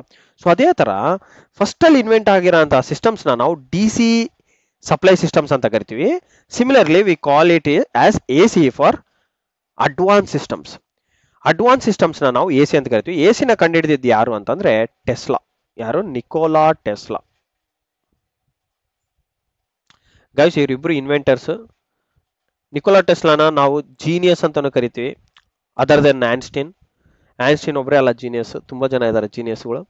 ನಿಕೋಲಾ ಟೆಸ್ಲಾನು one of the best genius ಅಂತಾನು ಕರಿಬಹುದು. ಯಾಕೆ ಅಂತಂದ್ರೆ ಇವರು ಕಂಡುಹಿಡಿದಿರೋ ಎ ಸಿ ಎನರ್ಜಿ ಸಿಸ್ಟಮೇ ನಾವು ಇವತ್ತಿನ ದಿನದಲ್ಲಿ ಯೂಸ್ ಮಾಡ್ತಿರೋದು. Most of the systems are being run by A C energy, not by D C. D ಸಿನ ನಾವು ಈ ಕಾಲದಲ್ಲಿ ಓನ್ಲಿ ಫಾರ್ ಕಂಟ್ರೋಲ್ ಮಾತ್ರನೇ ಯೂಸ್ ಮಾಡ್ತಾ ಇದ್ದೀವಿ. Only for controls. ಏನ್ ಕಂಟ್ರೋಲು? ದೊಡ್ಡ ಎಲೆಕ್ಟ್ರಿಕಲ್ ಎಕ್ವಿಪ್ಮೆಂಟ್ ಇದೆ, ಫ್ಯಾನ್, ಮೋಟರ್ ಇದೆ, ಒಂದು ದೊಡ್ಡ ಮೋಟರ್ ಇದೆ ಅಂತ ಇಟ್ಕೊಳ್ಳಿ. ಆ ಮೋಟರ್ ರನ್ ಮಾಡಕ್ ನಮ್ಗೆ ಏನ್ ಬೇಕು? ಪವರ್ ಬೇಕು. ಓಕೆ, ಆ ಪವರ್ ನಾವು ಎ ಸಿ ಪವರೇ ಯೂಸ್ ಮಾಡ್ತೀವಿ. ಬಟ್ ಈ ಮೋಟರ್ನ ಸ್ಪೀಡ್ ಕಂಟ್ರೋಲ್ ಮಾಡ್ಬೇಕು ನಾನು. ಓಕೆ, ಸ್ಪೀಡ್ ಕಂಟ್ರೋಲ್ ಮಾಡಬೇಕು, ಆನ್ ಆಫ್ ಮಾಡಬೇಕು. ಇಂಥವಕ್ಕೆ ಮಾತ್ರನೇ ನಾನು ಇವತ್ತಿನ ದಿನದಲ್ಲಿ ಬರೀ ಡಿ ಸಿನ ಯೂಸ್ ಮಾಡ್ತಾ ಇದೀವಿ. ಓಕೆ, ಡಿ ಸಿ ಅಂದ್ರೆ ಡೈರೆಕ್ಟ್ ಕರೆಂಟ್, ಎ ಸಿ ಅಂದ್ರೆ ಆಲ್ಟರ್ನೇಟಿವ್ ಕರೆಂಟ್. ಆಲ್ರೆಡಿ ನಾನು ಹೇಳಿದ್ದೆ. ಈಗ ಆ ಸಿಸ್ಟಮ್ ಹೇಗೆ ಕಾಣುತ್ತೆ? ಎ ಸಿ ಅಂತ ಅಂದ್ರೆ ಗಾಯ್ಸ್ ಒಂದ್ ನೆನ್ಪಿಟ್ಕೊಳ್ಳಿ, it is a straight line. A C ಅಂದ್ರೆ ಏನು? ವಿತ್ ರೆಸ್ಪೆಕ್ಟ್ ಟು ಟೈಮ್ ಅಂತ ತಗೊಂಡ್ರೆ, ಒಂದು ವೋಲ್ಟೇಜ್ ಆದ್ರೂ ತಗೊಳ್ಳಿ ಅಥವಾ ಕರೆಂಟ್ ಆದ್ರೂ ತಗೊಳ್ಳಿ, ಎರಡರಲ್ಲೂ ನಮಗೆ ವೋಲ್ಟೇಜ್ ಅಥವಾ ಕರೆಂಟ್ ಬಂದೇ ಬರುತ್ತೆ. ಎರಡರಲ್ಲೂ ಓಕೆ, ಎರಡರಲ್ಲೂ ನಮಗೆ ವೋಲ್ಟೇಜ್ ಕರೆಂಟ್ ಬಂದೇ ಬರುತ್ತೆ. ಬಟ್ ಎ ಸಿ ನಲ್ಲಿ ಏನಂತಂದ್ರೆ ವೇವ್ ಫಾರ್ಮ್ ಈ ತರ ಬರುತ್ತೆ. ಏನ್ ವೇವ್ ಫಾರ್ಮ್ ಇದು? ಇದನ್ನ ನೀವು ಡೈರೆಕ್ಟ್ ಆಗಿ ನೋಡಕ್ಕಾಗಲ್ಲ. ಒಂದು ಎ ಸಿ ಅನ್ನೋದು ಎಲ್ಲಿಂದ ಬರುತ್ತೆ ಅಂತಂದ್ರೆ ಒಂದು ಆಲ್ಟರ್ನೇಟರ್ ಇಂದ ಬರುತ್ತೆ, ನೆನ್ಪಿಟ್ಕೊಳ್ಳಿ. We get from alternator. D C ಅನ್ನೋದು ಯಾವುದು? ಡಿ ಸಿ ಜನರೇಟರ್ ಇಂದಾನೆ ಬರುತ್ತೆ. ಓಕೆ, ಡಿ ಸಿ ಜನರೇಟರ್ ಇಂದ ಬರುತ್ತೆ. ಈ ಡಿ ಸಿ ಜನರೇಟ್ ಅಂತ ಯೂಸ್ ಮಾಡಿದ್ರೆ ನಮ್ಗೆ ಎನರ್ಜಿ ಜನರೇಟ್ ಆಗೋದು ಡಿ ಸಿ. ಆ ಡಿ ಸಿ ಎನರ್ಜಿ ಹೇಗೆ ಕಾಣುತ್ತೆ? ಈ ತರ ಕಾಣುತ್ತೆ. ನೀವೇನು ಇದನ್ನ ಡೈರೆಕ್ಟ್ ಆಗಿ ರೀಡ್ ಮಾಡಕ್ಕಾಗಲ್ಲ. We need to use some advance instruments. ಆ ಇನ್ಸ್ಟ್ರೂಮೆಂಟ್ಸ್ ಬಗ್ಗೆ ನಿಮಗೆ ಸಿಲೆಬಸ್ ಅಲ್ಲಿ ಇಲ್ಲ, but I will just tell you the name. It is CRO ಅಂತೇಳಿ. ಏನು CRO? ಏನು? ಕ್ಯಾಥೋಡ್ ರೇ ಆಸಿಲೋಸ್ಕೋಪ್ ಅಂತ ಕರಿತೀವಿ. You can write it down on paper. Cathode ray oscilloscope. Okay, cathode ray oscilloscope. ಇದೊಂದು ಆಸಿಲೋಸ್ಕೋಪ್ ಅಂದೇನು? ಒಂದು ಸ್ಕೋಪ್, ಒಂದು display ಇರುತ್ತೆ. ಸೇಮ್ ನಾವು ಮನೇಲಿ ಟಿವಿ ಹೇಗೆ ನೋಡ್ತೀವಲ್ಲ ಆ ತರ ಟಿವಿ ತರ ಒಂದು ಇನ್ಸ್ಟ್ರೂಮೆಂಟ್ ಇರುತ್ತೆ. ಇಲ್ಲಿ ನೀವು ಡಿಸ್ಪ್ಲೇ ನಲ್ಲಿ ನೋಡಬಹುದು ಈ ವೇವ್ ಫಾರ್ಮ್ ನ. ಈ ಗ್ರಾಫ್ ನಾನು ಇಲ್ಲಿ ಏನು ತೋರಿಸ್ತಾ ಇದೀನಲ್ಲ ಆ ಗ್ರಾಫ್ ನೀವು ಇಲ್ಲಿ ನೋಡಬಹುದು. ಇಲ್ಲಿ ಕೆಲವು ನಾಬ್ಸ್ ಇರ್ತವೆ, ಅದಕ್ಕೆ ನಾವು ಈ ಸಿಸ್ಟಮ್ ನ ಕನೆಕ್ಟ್ ಮಾಡಬೇಕು. ಕನೆಕ್ಟ್ ಮಾಡ್ಬಿಟ್ರೆ ನಮಗೆ ಈ ಗ್ರಾಫ್ ಕಾಣುತ್ತೆ. ಹೇಗಿದೆ ಆ ಗ್ರಾಫ್ ಅನ್ನೋದು ನಾವು ಇಲ್ಲಿ ವಿಜುವಲ್ ಆಗಿ ನೋಡಬಹುದು, ಒಂದು ಗ್ರಾಫಿಕಲ್ ರೆಪ್ರೆಸೆಂಟೇಷನ್ ಅಲ್ಲಿ ನೋಡಬಹುದು. ಓಕೆ, ಇದು ಡಿ ಸಿ. ಎ ಸಿ ನಲ್ಲಿ ಏನಪ್ಪಾ ಅಂತಂದ್ರೆ, ಎ ಸಿ ನಲ್ಲಿ ನೋಡಿ ಈ ತರ ಒಂದು ಪಾಸಿಟಿವ್ ಸೈಕಲ್, ಇನ್ನೊಂದು ನೆಗೆಟಿವ್ ಸೈಕಲ್, ಎರಡು ಬರುತ್ತೆ. ಓಕೆ, ಎರಡು ಬರುತ್ತೆ. ಅದಕ್ಕೆ ನಾವು ಇದನ್ನ ಏನಂತ ಕರಿತೀವಿ? We call it as A C supply system. A C supply systems ಅಲ್ಲಿ ವೆರಿ ಇಂಪಾರ್ಟೆಂಟ್ ಕ್ವಶನ್ ಏನ್ ಕೇಳ್ತಾರೆ ಅಂತಂದ್ರೆ, ಒಂದು ಆಲ್ಟರ್ನೇಟಿಂಗ್ ಇರುತ್ತೆ. ಹಾಗಾಗಿ ಇದರಲ್ಲಿ ನಾವು ಸೈಕಲ್ಸ್ ಅಂತ ಕರಿತೀವಿ. ಏನಂತ ಕರಿತೀವಿ? We call it as A cycles.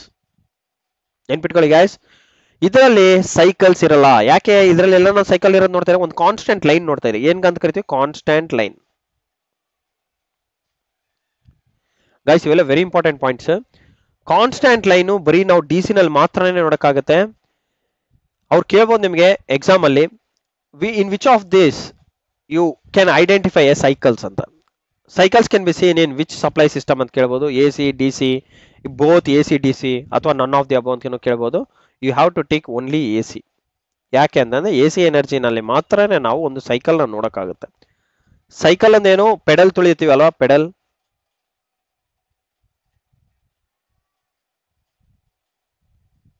Pedal ಹೇಗೆ ತುಳಿಬೇಕು? ಅಪ್ ಡೌನ್, ಅಪ್ ಡೌನ್ ಎರಡು ಕಡೆನೂ ಮಾಡ್ಬೇಕಲ್ಲ, ಅದೇ ತರನೇ. ಓಕೆ, ಅದೇ ತರ ನಾವು ಸೈಕಲ್ ಅಂತಂದ್ರೆ ಇದರಲ್ಲಿ positive cycle and negative cycle ಇವೆರಡೂ ಬಂದ್ರೇನೆ ಒಂದು ಸೈಕಲ್ ಆಗುತ್ತೆ ಗೈಸ್. ಓಕೆ, ಇದೊಂದು ವೆರಿ ಇಂಪಾರ್ಟೆಂಟ್. ಒಂದು ಸೈಕಲ್ ಆಗೋದಕ್ಕೆ ಏನ್ ಬೇಕು ನಮಗೆ? V need A positive cycle as well as A negative cycle. ಇವೆರಡು ಇದ್ರೆ ನಾವು ಅದನ್ನ ಒಂದು ಸೈಕಲ್ ಅಂತ ಕರಿತೀವಿ. ಏನ್? V call it as one cycle. ಈಗ ಒಂದು ಇಂಪಾರ್ಟೆಂಟ್ ಪಾಯಿಂಟ್ ಏನು? ನಿಮ್ಮ ಮನೆಯಲ್ಲಿ ಪವರ್ ಸಪ್ಲೈನ ಏನಂತ ಕರಿತೀವಿ? 230 ವೋಲ್ಟ್ಸ್, 230 ವೋಲ್ಟ್ಸ್ ಅಂಡ್ 50 ಹರ್ಡ್ಸ್ ಅಂತ ಕರಿತೀವಿ. ಏನು? 50 ಹರ್ಡ್ಸ್.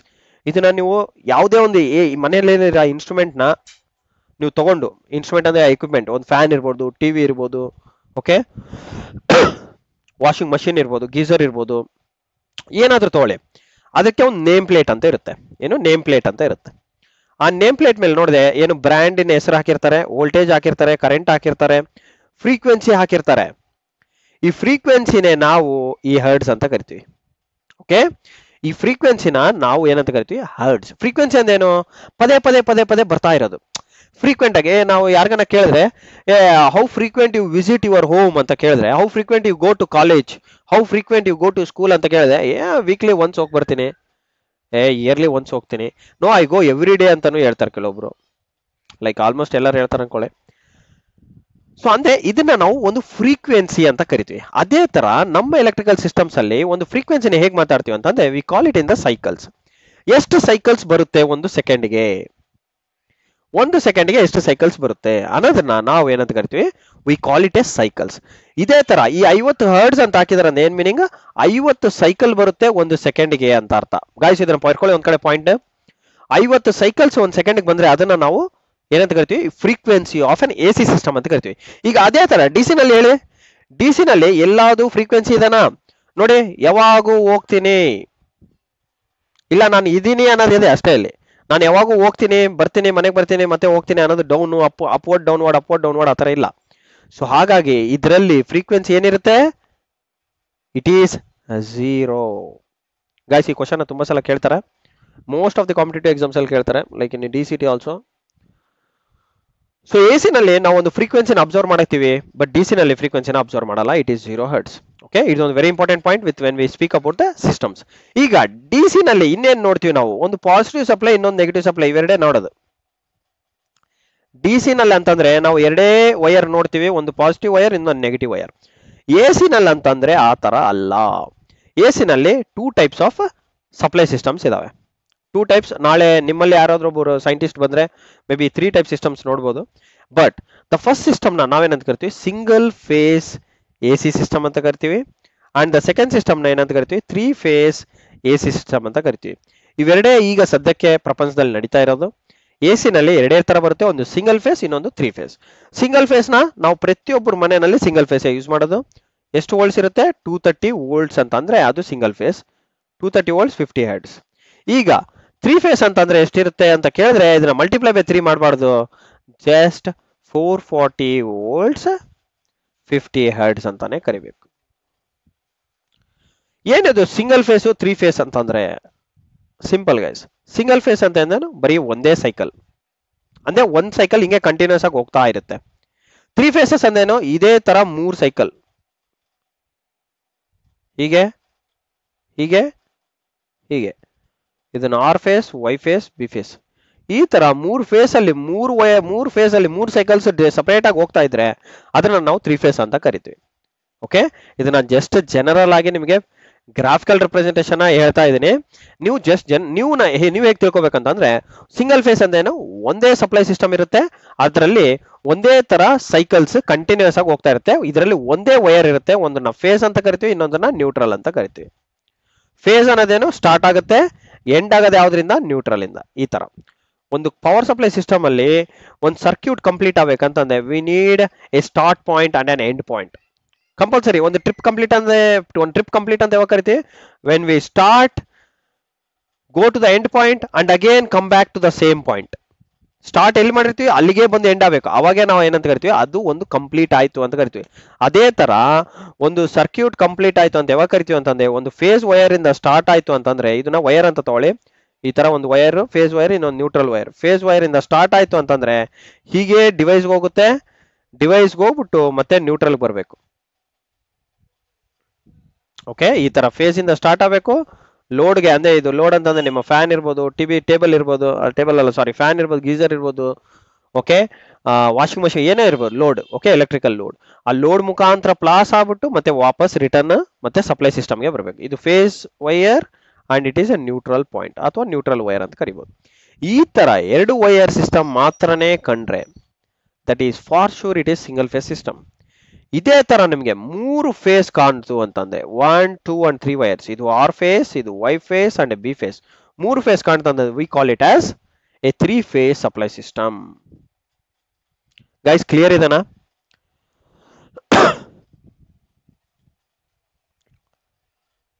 ವಿಶ್ವ Panchal good. Okay okay okay okay nice nice. Okay, so ಈ 3 phase and single phase system ಅಲ್ಲಿ ನಿಮ್ಗೆ ಕೇಳೋ ಅಂತ ಕ್ವಶನ್ ಏನು, ಫ್ರೀಕ್ವೆನ್ಸಿ ಏನಾದ್ರು ಚೇಂಜ್ ಇರುತ್ತಾ ಅಂತ ಕೇಳ್ತಾರೆ ಗೈಸ್. ನೀವು ಕನ್ಫ್ಯೂಸ್ ಆಗ್ಬಿಟ್ಟು 3 ಫೇಸ್ ಮಲ್ಟಿಪ್ಲೈ ಬೈ 3 ಅಂತ ಮಾಡಿ ಬಿಸಾಕಿರೋದ್ರೆ ಒಗ್ಯಾಡ್ಸ್ಕೊಂತೀರಾ, ಮಾಡಬೇಡಿ ಆ ಥರ. You have to use the principle. Physics cannot be changed. ಫಿಸಿಕ್ಸ್ನ ನಾವು ಚೇಂಜ್ ಮಾಡೋಕ್ಕಾಗಲ್ಲ. We have to follow that physics. ಏನು, ಫ್ರೀಕ್ವೆನ್ಸಿ ರಿಮೈನ್ಸ್ ದ ಸೇಮ್. ಯಾಕೆ ಅಂತಂದ್ರೆ ಸಿಂಗಲ್ ಫೇಸ್ ಅಲ್ಲಿ ಬರೀ ಒಂದೇ ಸೈಕಲ್ ಬರುತ್ತೆ ಅಷ್ಟೇ. ಈ ತರ ಒಂದ್ ಸೈಕಲ್ ಹೋಗ್ತಾ ಇರುತ್ತೆ, ಒಂದ್ ಸೈಕಲ್ ಹೋಗ್ತಾ ಇರುತ್ತೆ, ಅದು ಸಿಂಗಲ್ ಫೇಸ್. 3 ಫೇಸ್ ಅಂದ್ರೆ ಈ ತರ 3 ಸೈಕಲ್ಸ್ ಹೋಗುತ್ತೆ, ಬಟ್ ಸೇಮ್ ಫ್ರೀಕ್ವೆನ್ಸಿ, ಎಲ್ಲಾನು 50 ಹರ್ಟ್ಸ್ 50 ಹರ್ಟ್ಸ್ 50 ಹರ್ಟ್ಸ್ 50 ಹರ್ಟ್ಸ್. ಅದಕ್ಕೆ ನಾವು ಎಲ್ಲ ಸೇರಿ ಒಂದೇ ಕರಿತೀವಿ, ಅದು 50 ಹರ್ಟ್ಸ್ ಅಂತ ಕರಿತೀವಿ. So but in D C keep remember only we get 2 terminals, ಅದು ಒಂದು ಪಾಸಿಟಿವ್ ಇನ್ನೊಂದು ನೆಗೆಟಿವ್ ಅಷ್ಟೇ, ಸಿಂಪಲ್. ಓಕೆ, ಜಾಸ್ತಿ ಕನ್ಫ್ಯೂಷನ್ ಇಲ್ಲ ಇದರಲ್ಲಿ. We get only 2 wires, that is positive wire and negative wire. Okay, ಈಗ ರಿಲೇಶನ್ಶಿಪ್ ಬಿಟ್ವೀನ್ ವೋಲ್ಟೇಜ್ ಮತ್ತೆ current. Okay, ಅದು ಯಾವ್ದ್ರಿಂದ? Ohm's law. ಓಮ್ಸ್ ಲಾ ಏನ್ ಹೇಳ್ತಾರೆ? ಓಮ್ಸ್ ಲಾ ಅಂತಂದ್ರೆ ಓಮ್ ಮೀಟರ್ ಗೊತ್ತು ನಮಗೆ. ಓಮ್ಸ್ ಲಾ ಅಂತಂದ್ರೆ ಓಮ್ ಮೀಟರ್ ಗೊತ್ತು. ಓಮ್ ಅಂದ್ರೆ ಏನು? ಒಂದು ಯೂನಿಟ್ ಅಂತ ಗೊತ್ತು. ಯಾವ್ದ್ರದ್ದು ಯೂನಿಟ್ ಗೈಸ್? ಯಾರಾದ್ರೂ ಹೇಳಿ? ರೆಸಿಸ್ಟೆನ್ಸಿನ ಯೂನಿಟ್. ಕರೆಕ್ಟ್, ರೆಸಿಸ್ಟೆನ್ಸಿನ ಯೂನಿಟ್ ನಾವು ಓಮ್ಸ್ ಅಂತ ಕರಿತೀವಿ. ಕರೆಕ್ಟಾ? ಸೊ ಈಗ ಈ ಓಮ್ಸೇ ನಮಗೆ ಈ ಓಮ್ಸ್ ಲಾ ಅನ್ನೋದು ಕೊಟ್ಟಿದ್ದಾನೆ. ಏನ್ ಅವ್ರ ಹೆಸರು? George von Simon Ohms. Okay, Ohms ಅಂತ ಎಂಡ್ ಆಗುತ್ತೆ ಅವ್ರ ನೇಮ್ ಅಲ್ಲಿ. ಈ ಓಮ್ಸ್ ಅಲ್ಲಿ ನಮಗೆ ಓಮ್ಸ್ ಲಾ ಅಂತ ಕೊಟ್ಟಿದ್ದಾರೆ. ಅಂದೇನು? ಲಾ ಅಂದೇನು? It is established. ನಾವು ಅದನ್ನ ಚೇಂಜ್ ಮಾಡಕ್ಕಾಗಲ್ಲ. ಒಂದು ಲೀಗಲ್ ಲಾ ಅಂತ ಕರಿತೀವಿ. ಏನು? ಆ ಲಾನ ಬ್ರೇಕ್ ಮಾಡಿದ್ರೆ ವೈಲೇಟ್ ಮಾಡ್ದಂಗೆ, ಪ್ರಿನ್ಸಿಪಲ್ಸ್ನೇ ವೈಲೇಟ್ ಮಾಡ್ದಂಗೆ. ಇವಾಗ Newton law, first law, second law, third law ಅಂತ ನೀವೆಲ್ಲ ಓದಿರ್ತೀರಾ. ಥರ್ಡ್ ಲಾ ಅಂತೂ ತುಂಬಾ ಎಲ್ಲರಿಗೂ ಫೇವರೇಟ್. ಏನು? ಆಕ್ಷನ್ಗೆ ರಿಯಾಕ್ಷನ್ ಇದ್ದೇ ಇರುತ್ತಂತ. ಕರೆಕ್ಟಾ? ಸೊ ಹೀಗೆ ನಮ್ಮ ಎಲೆಕ್ಟ್ರಿಕಲ್ ಅಲ್ಲಿ ತುಂಬಾ ಇಂಪಾರ್ಟೆಂಟ್ ಲಾ ಯಾವುದು? Ohm's law. ಓಮ್ಸ್ ಲಾ ಅನ್ನೋದು ಫಸ್ಟ್ ವೆರಿ ಇಂಪಾರ್ಟೆಂಟ್ ಲಾ. ಈ ಓಮ್ಸ್ ಲಾ ಅವನವನು ಏನ್ ಹೇಳ್ತಾನಂತಂದ್ರೆ, ಒಂದು ವೋಲ್ಟೇಜ್, ಇನ್ನೊಂದು ಕರೆಂಟ್, ಇನ್ನೊಂದು ರೆಸಿಸ್ಟೆನ್ಸ್, ಈ ಮೂರಕ್ಕೆ ಒಂದು ರಿಲೇಶನ್ಶಿಪ್ ನ ಹೇಳ್ತಾನೆ. ರಿಲೇಶನ್ಶಿಪ್ ಅಂದ್ರೆ ಏನು? ಒಂದು ಗಂಡ ಹೆಂಡತಿ ನಡುವೆ ಇರೋಂತಹ ರಿಲೇಶನ್ಶಿಪ್ ನಾವೆಲ್ಲ ಹೇಳಬೇಕಾಗಿಲ್ಲ. They are bonded together by universe ಅಥವಾ ಬೈ ರಿಲೇಷನ್ಸ್. ಅದೇ ತರ ಒಂದು ಓಮ್ಸ್ ಲಾ ಅಂತಂದ್ರೆ ಏನು? ಓಮ್ಸ್ ಲಾ ಬಂದ್ಬಿಟ್ಟು ವೋಲ್ಟೇಜ್, ಕರೆಂಟ್ ಅಂಡ್ ರೆಸಿಸ್ಟೆನ್ಸ್, ಈ ಮೂರಕ್ಕೆ ಒಂದು ಬಾಂಡಿಂಗ್ ನ ಕ್ರಿಯೇಟ್ ಮಾಡ್ತಾನೆ. ಅಂದ್ರೆ ಇಂಟರ್ ಡಿಪೆಂಡೆನ್ಸಿ ಹೆಂಗಿದೆ, ಯಾರನ್ನ ನಾನು ಚೇಂಜ್ ಮಾಡಿದೆ ಯಾರಿಗೆ ಎಫೆಕ್ಟ್ ಆಗುತ್ತೆ. ಲೈಕ್ ವೋಲ್ಟೇಜ್ ನ ಚೇಂಜ್ ಮಾಡಿದೆ ಕರೆಂಟ್ ಚೇಂಜ್ ಆಗ್ತಾನಾ, ರೆಸಿಸ್ಟೆನ್ಸ್ ಚೇಂಜ್ ಆಗ್ತಾನಾ, ಹೇಗೆ ಇದು ಡಿಪೆಂಡೆನ್ಸಿ ಅನ್ನೋದು ಪ್ರಿನ್ಸಿಪಲ್ ನ ಕೊಟ್ಟಿದ್ದಾನೆ, ಅವನೇ ಓಮ್ಸ್ ಲಾ. ಈ ಪ್ರಿನ್ಸಿಪಲ್ ಹೇಗೆ ಅಂತಂದ್ರೆ ಗಾಯ್ಸ್, ಒಂದು ಕಂಡಕ್ಟರ್ ನ ತಗೊಂಡಿದ್ರೆ ಅಂತಂದ್ರೆ, ಈ ಕಂಡಕ್ಟರ್ ಅಲ್ಲಿ ಎಲೆಕ್ಟ್ರಾನ್ ಇರ್ತವೆ, ನಿಮ್ಮೆಲ್ಲರಿಗೂ ಗೊತ್ತು. ಎಲೆಕ್ಟ್ರಾನ್ ಇರುತ್ತೆ. ಈ ಎಲೆಕ್ಟ್ರಾನ್ ಮೂವ್ ಆಗಿ ನಾನೇನ್ ಮಾಡ್ಬೇಕು? ಒಂದು ವೋಲ್ಟೇಜ್, ಪೊಟೆನ್ಶಿಯಲ್ ಡಿಫರೆನ್ಸ್ ಅಥವಾ EMF ಯಾವ್ದೋ ಒಂದು ಕೊಡ್ಬೇಕು. ಆ ಕೊಟ್ಟಾಗ ಏನಾಗುತ್ತೆ? ಈ ಎಲೆಕ್ಟ್ರಾನ್ಸ್ ನೇಮ ಪುಷ್ ಮಾಡುತ್ತದು, ಒಂದು ಫೋರ್ಸ್ ಇಂದ ಪುಷ್ ಮಾಡುತ್ತೆ. ಪುಷ್ ಮಾಡಿದಾಗ ಬರದೆ ಏನು? ಕರೆಂಟ್. ಕರೆಕ್ಟಾ? ಪುಷ್ ಮಾಡ್ಬೇಕಂದಾಗ ಅಪೋಸ್ ಮಾಡೋನೇ ಯಾರು? ರೆಸಿಸ್ಟೆನ್ಸ್. ಕೆಲವೊಬ್ಬರು ರೆಸಿಸ್ಟೆನ್ಸ್ ಅಂತಂದ್ರೆ ಇಲ್ಲೊಬ್ಬ ಮನುಷ್ಯನ ಹಾಕ್ಬಿಟ್ಟು ಒಂದ್ ದೊಡ್ಡದಾಗಿ ದಾರ ಹಾಕಿ ಇಟ್ಕೊಂಡಿರ್ತಾರ. ಓಕೆ, ಒಳಗಡೆ ಇರೋರ್ನ ಫ್ಲೋ ಮಾಡಕ್ ನಾವ್ ಬಿಡಲ್ಲ ಅಂತೇಳಿ, ಅವನೇ ರೆಸಿಸ್ಟೆನ್ಸ್. ಸೊ ಈ ರೆಸಿಸ್ಟೆನ್ಸ್ ನ ದಾಟ್ಕೊಂಡು ಹೋಗ್ಬೇಕು ಅಂದ್ರೆ ನಾನು ಅಷ್ಟು ವೋಲ್ಟೇಜ್ ಇಲ್ಲಿ ಕೊಡ್ಬೇಕು. ಅವಾಗ ಏನಾಗುತ್ತೆ? ಅಷ್ಟು ಕರೆಂಟ್ ಫ್ಲೋ ಆಗುತ್ತೆ, ಅಂದ್ರೆ ಅಷ್ಟು ಎಲೆಕ್ಟ್ರಾನ್ಸ್ ಮೂವ್ ಆಗ್ತವೆ. ಆ ಎಲೆಕ್ಟ್ರಾನ್ಸ್ ಮೂವ್ ಆಗೋದ್ರಿಂದ ನಾವೇನಂತ ಕರಿತೀವಿ? ಆ ಕರೆಂಟ್ ಫ್ಲೋ ಆಗ್ತಾ ಇದೆ ಈ ಸರ್ಕ್ಯೂಟ್ ಅಲ್ಲಿ ಅಂತ ಹೇಳ್ತೀವಿ. ಸೊ ಈಗ ಇದಕ್ಕೆ ಇಂಟರ್ ರಿಲೇಷನ್ ಹೇಗಿದೆ ಅಂತಂದ್ರೆ ಗೈಸ್, ಒಂದು ವೋಲ್ಟೇಜ್ ಮೇನ್ ಇವಾಗ ಡಿಪೆಂಡೆನ್ಸ್. ಯಾಕಂದ್ರೆ ವೋಲ್ಟೇಜ್ ಕೊಟ್ರೇನೆ ತಾನೇ ಇವೆಲ್ಲ ಮೂವ್ ಆಗೋದು. ಒಂದು ರೆಸಿಸ್ಟೆನ್ಸ್ಗೆ ಎಷ್ಟಿದೆ ಅಂತಾನೋ ಅವಾಗೆ ಗೊತ್ತಾಗುತ್ತೆ, ಕರೆಂಟ್ ಎಷ್ಟು ಫ್ಲೋ ಆಗುತ್ತೆ ಅಂತಾನೋ ಅವಾಗೆ ಗೊತ್ತಾಗುತ್ತೆ, ಯಾವಾಗ ನಾವು ವೋಲ್ಟೇಜ್ ಕೊಟ್ಟಾಗ. ಓಕೆ, ಒಂದು ವೋಲ್ಟೇಜ್ ಏನ್ ಕೊಡ್ತೀವಲ್ವಾ, ಆ ವೋಲ್ಟೇಜ್ ಕರೆಂಟ್ಗೆ ಡೈರೆಕ್ಟ್ಲಿ ಪ್ರಪೋರ್ಷನಲ್ ಇದೆ. ಓಕೆ, ಅಂಡ್ ಸಿಮಿಲರ್ ಆಗಿ ನಾವು ಕರೆಂಟ್ ರಿಲೇಶನ್ಶಿಪ್ ವಿತ್ ರೆಸಿಸ್ಟೆನ್ಸ್ ನ ತಗೊಂಡ್ರೆ ಇನ್ವರ್ಸ್ಲಿ ಪ್ರಪೋರ್ಷನಲ್. ಅಥವಾ ಇದನ್ನ ವೈಸ್ ವರ್ಷ ಈಗಾದ್ರೂ ಬರ್ಕೊಳ್ಳಿ. Current is directly proportional to the voltage. Okay, this is first equation. Second equation, current is inversely proportional to the resistance. Okay.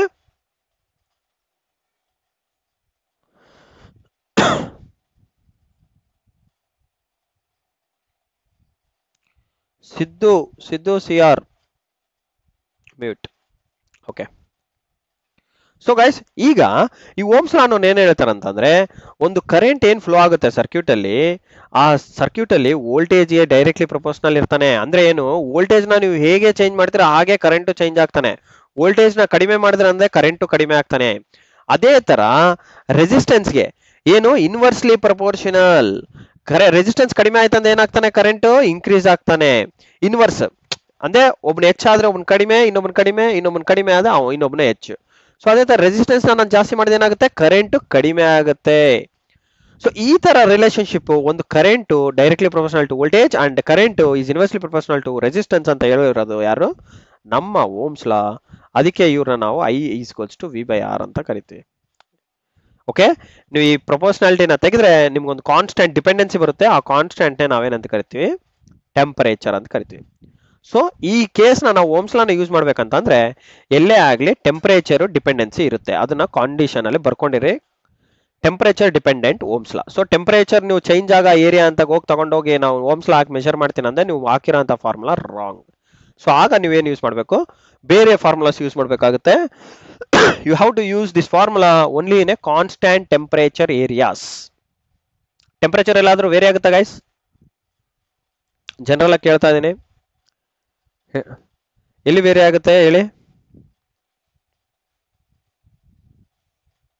Correct, season ಅಲ್ಲಿ dependent ಇದ್ದಾಗ change ಆಗುತ್ತೆ. ಬಟ್ ರೂಮ್ ಟೆಂಪರೇಚರ್ ಅನ್ನೋದು ಒಂದಿರುತ್ತೆ, ಅದು ಫಿಕ್ಸ್ ಇರುತ್ತೆ. Okay, we always take with respect to the room temperature. So room ಟೆಂಪರೇಚರ್ಗೆ difference ಇದ್ದಾಗ ನಮಗೆ ಏನಿರುತ್ತೆ, ರೂಮ್ ಟೆಂಪರೇಚರ್ಗೆ ಡಿಫರೆನ್ಸ್ ಇದ್ದಾಗ ಏನಾಗುತ್ತೆ, V have to follow the principles of ohm's law. So ಈಗ ಡಿಫರೆನ್ಸ್ ಅನ್ನೋದು, ಇವಾಗ ನಾನು ಯಾಕೆ ಡಿಫರೆನ್ಸ್ ಅಂತಂದೆ ಅಂದ್ರೆ, ಈ ಓಮ್ಸ್ ಲಾನ ನೀವು ಇವಾಗ ಇಂಡಿಯಾನಲ್ಲಿ ಯೂಸ್ ಮಾಡಿಕೊಂಡು ಆದ್ಮೇಲೆ ಡೈರೆಕ್ಟ್ ಆಗಿ ಸ್ವಿಟ್ಜರ್ಲ್ಯಾಂಡ್ ಅಲ್ಲಿ ಹೋಗಿ ಯೂಸ್ ಮಾಡಿದ್ರೆ ವರ್ಕೌಟ್ ಆಗಲ್ಲ. ಯಾಕೆ, ಇಲ್ಲಿ ಯೂಸ್ ಮಾಡಿರೋ ಅಂತಹ ಎಕ್ವಿಪ್ಮೆಂಟ್, ಡಿಸೈನ್ ಮಾಡಿರೋ ಅಂತಹ ಎಕ್ವಿಪ್ಮೆಂಟಿನ ರೆಸಿಸ್ಟೆನ್ಸ್ ನೀವು ಅದನ್ನ ತಗೊಂಡೋಗ್ಬಿಟ್ಟು ಇಲ್ಲಿ ಸ್ವಿಟ್ಜರ್ಲ್ಯಾಂಡ್ ತಗೊಂಡೋದ್ರೆ ಆ ಮಷಿನ್ ಆ ರೆಸಿಸ್ಟೆನ್ಸ್ ಸೇಮ್ ಇರಲ್ಲ. ಅದಕ್ಕೆ ನೀವೇನ್ ಮಾಡ್ಬೇಕಾಗುತ್ತೆ, design, you have to design to that particular temperature. ಅದಕ್ಕೆ ಯಾರೇ ಆಗ್ಲಿ ಕಸ್ಟಮರ್ ಅಂತಂದ್ರೆ ದ ಪೀಪಲ್, ಎಕ್ವಿಪ್ಮೆಂಟ್ಸ್ ನ ಚೂಸ್ ಮಾಡ್ಬೇಕಂದ್ರೆ we have to go with the climatic conditions. First point, climatic conditions ಏನು ಚೇಂಜ್ ಆಗುತ್ತಾ ಅಂತ ಫಸ್ಟ್ ಕೇಳ್ಕೋಬೇಕು ನೀವು. ಅವ್ರು ಹೇಳ್ತಾರೆ ಇಲ್ಲ ಎಲ್ಲ ಇಡೀ ವರ್ಷ ಇಲ್ಲೇ ಜಾಸ್ತಿ ಟಾಲರೆನ್ಸ್ ಇಲ್ಲ, we vary the temperature in the range of almost 25 minimum ಇರುತ್ತೆ, ಮ್ಯಾಕ್ಸಿಮಮ್ 40 ಡಿಗ್ರಿ ಇರುತ್ತೆ. ಆ ಡಿಗ್ರಿ ವೇರಿಯೇಷನ್ಗೆ ನಾವು ಡಿಸೈನ್ ಮಾಡ್ಬಿಡ್ತೀವಿ ಎಕ್ವಿಪ್ಮೆಂಟ್ ನ. ಸೊ ಆ ಡಿಸೈನ್ಗೆ ವೇರಿ ಆಗ ಅಂತ ಕಾಂಪೊನೆಂಟ್ಸೇ ನಾವು ಯೂಸ್ ಮಾಡಬೇಕು. ಅದಕ್ಕೆ ಓಮ್ಸ್ ಲಾನು ಪ್ರಿಯೋರ್ ಅಂದ್ರೆ ವೆರಿ ಇಂಪಾರ್ಟೆಂಟ್ ರೋಲ್ ನ ಪ್ಲೇ ಮಾಡ್ತಾನೆ. Okay, ohm's law important role ಯಾಕೆ ಪ್ಲೇ ಮಾಡ್ತಾನೆ, in order of choosing the materials usage, and in order to choose the climatic conditions, and in order to choose the equipment which you need. ನೀವು ಇಲ್ಲಿ ತಗೊಂಡ equipment ನ ತಗೊಂಡೋಗಿ ನಾನು ಇಲ್ಲ ಜರ್ಮನಿನಲ್ಲಿ ಓಡಿಸ್ತೀನಿ ಅಂತಂದ್ರೆ ಆಗಲ್ಲ. ಆ ಜರ್ಮನ್ ಕ್ಲೈಮ್ಯಾಟಿಕ್ ಕಂಡೀಷನ್ಸ್ ಗೆ ಚೂಸ್ ಆಗಂತ ಎಕ್ವಿಪ್ಮೆಂಟ್ ಯೂಸ್ ಮಾಡಬೇಕು. ನೀವು ಇಲ್ಲಿ ಯೂಸ್ ಮಾಡಿರೋಂಥ ಎಕ್ವಿಪ್ಮೆಂಟ್ ಕೆನಡಾಗೆ ತಗೊಂಡು ಹೋದ್ರೆ ಅದೇನಾಗುತ್ತೆ, ಸುಟ್ಟು ಬೂದಿ ಆಗ್ಬಿಡುತ್ತೆ. ಸುಡೋದಲ್ಲ, ಐಸ್ಗೆ ಗಡ್ಡೆ ಕಟ್ಬಿಡುತ್ತೆ. ಯಾಕೆಂದ್ರೆ ಅಲ್ಲಿ -40 ಡಿಗ್ರಿ ತನಕ ಹೋಗುತ್ತೆ. ಆ -40 ಡಿಗ್ರಿಗೆ ಕಂಪ್ಯಾಟಿಬಲ್ ಆಗೋ ತರ ನೀವು ಎಕ್ವಿಪ್ಮೆಂಟ್ ನ ಡಿಸೈನ್ ಮಾಡಬೇಕು. ಅದಕ್ಕೆ ನಾವು ಓಮ್ಸ್ ಲಾ ಅನ್ನೋದು ವೆರಿ ಇಂಪಾರ್ಟೆಂಟ್ ಅಂತ ಕರಿತೀವಿ. ಓಮ್ಸ್ ಲಾ ಕಾನ್ಸ್ಟೆಂಟ್ ಟೆಂಪರೇಚರ್ ಅಲ್ಲಿ ಇದ್ದಾಗ ಮಾತ್ರನೇ ನಾವು ಯೂಸ್ ಮಾಡಬೇಕಾಗುತ್ತೆ. So it is A temperature dependent. So formula ನೆನ್ಪಿಟ್ಕೊಳ್ಳಿ, I = V/R. So we call it as amps. ಇದು ಏನು unit, amperes. Okay, so I is directly proportional to voltage and I is inversely proportional to the resistance. Guys, ಇದು Ohm's law ಅರ್ಥ ಆಗಿದೆಲ್ಲ? Ohm's law ಅರ್ಥ ಆಯ್ತು ಅಂತಂದ್ರೆ ನೀವು electrical ಅಲ್ಲಿ ಗೆದ್ದಂಗೆ. ಅರ್ಥ ಆಗಿಲ್ಲ ಅಂತ ಕೇಳ್ಬೋದು, ತೊಂದರೆ ಇಲ್ಲ.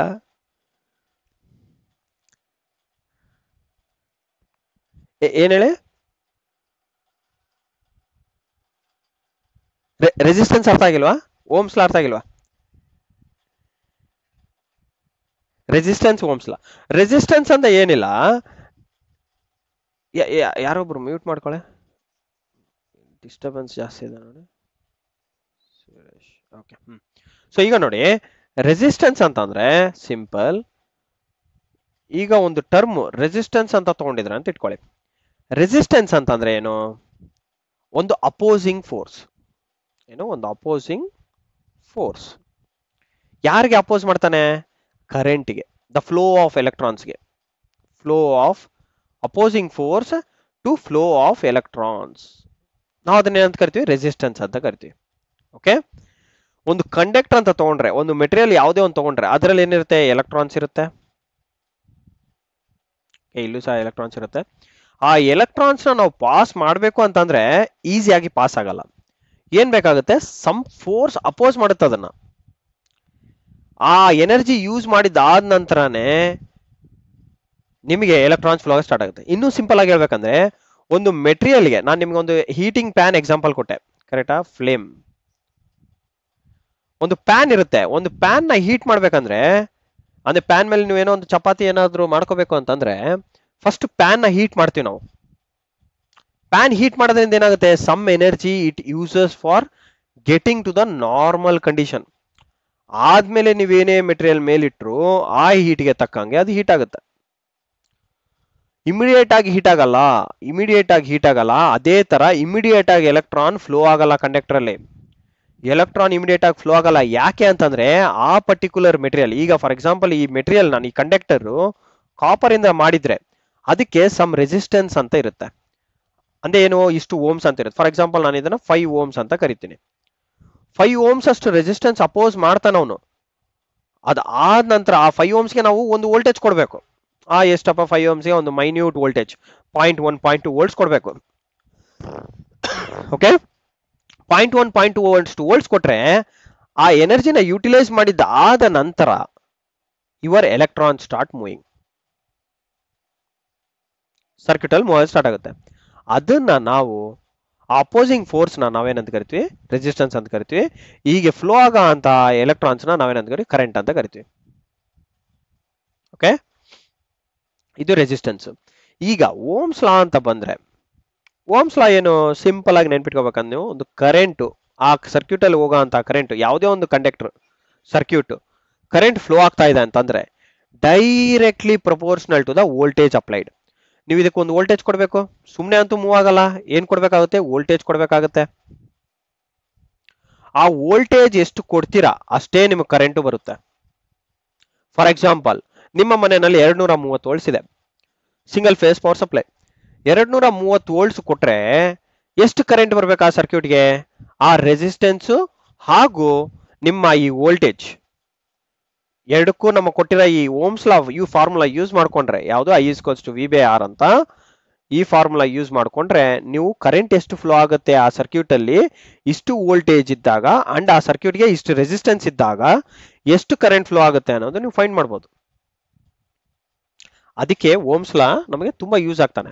ಓಮ್ಸ್ ಲಾ ಪ್ರಿನ್ಸಿಪಲ್ ಅಲ್ಲಿ ಏನ್ ಹೇಳ್ತಾನೆ? ಕರೆಂಟ್ ಫ್ಲೋ ಆಗೋದು directly proportional to the voltage and inversely proportional to the resistance. Okay. ಅದನ್ನ ಫಾರ್ಮುಲಾಸ್ ಯೂಸ್ ಮಾಡ್ಕೊಂಡ್ರೆ ನಿಮ್ಗೆ ಏನ್ ಬರುತ್ತೆ? ಆ ಪ್ರಿನ್ಸಿಪಲ್ ಯೂಸ್ ಮಾಡ್ಕೊಂಡ್ರೆ you will get this formula. Okay. ಇದನ್ನ ನಾವೇನಂತ ಕರಿತೀವಿ? ಆಂಪಿಯರ್ಸ್ ಅಂತ ಕರಿತೀವಿ. I=V/R.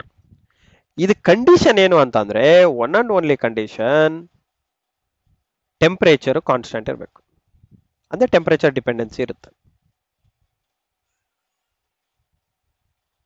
ಕಾನ್ಸ್ಟೆಂಟ್ ಆರ್ ಡಿಪೆಂಡೆನ್ಸಿ ಇರುತ್ತೆ. ಓಕೆ.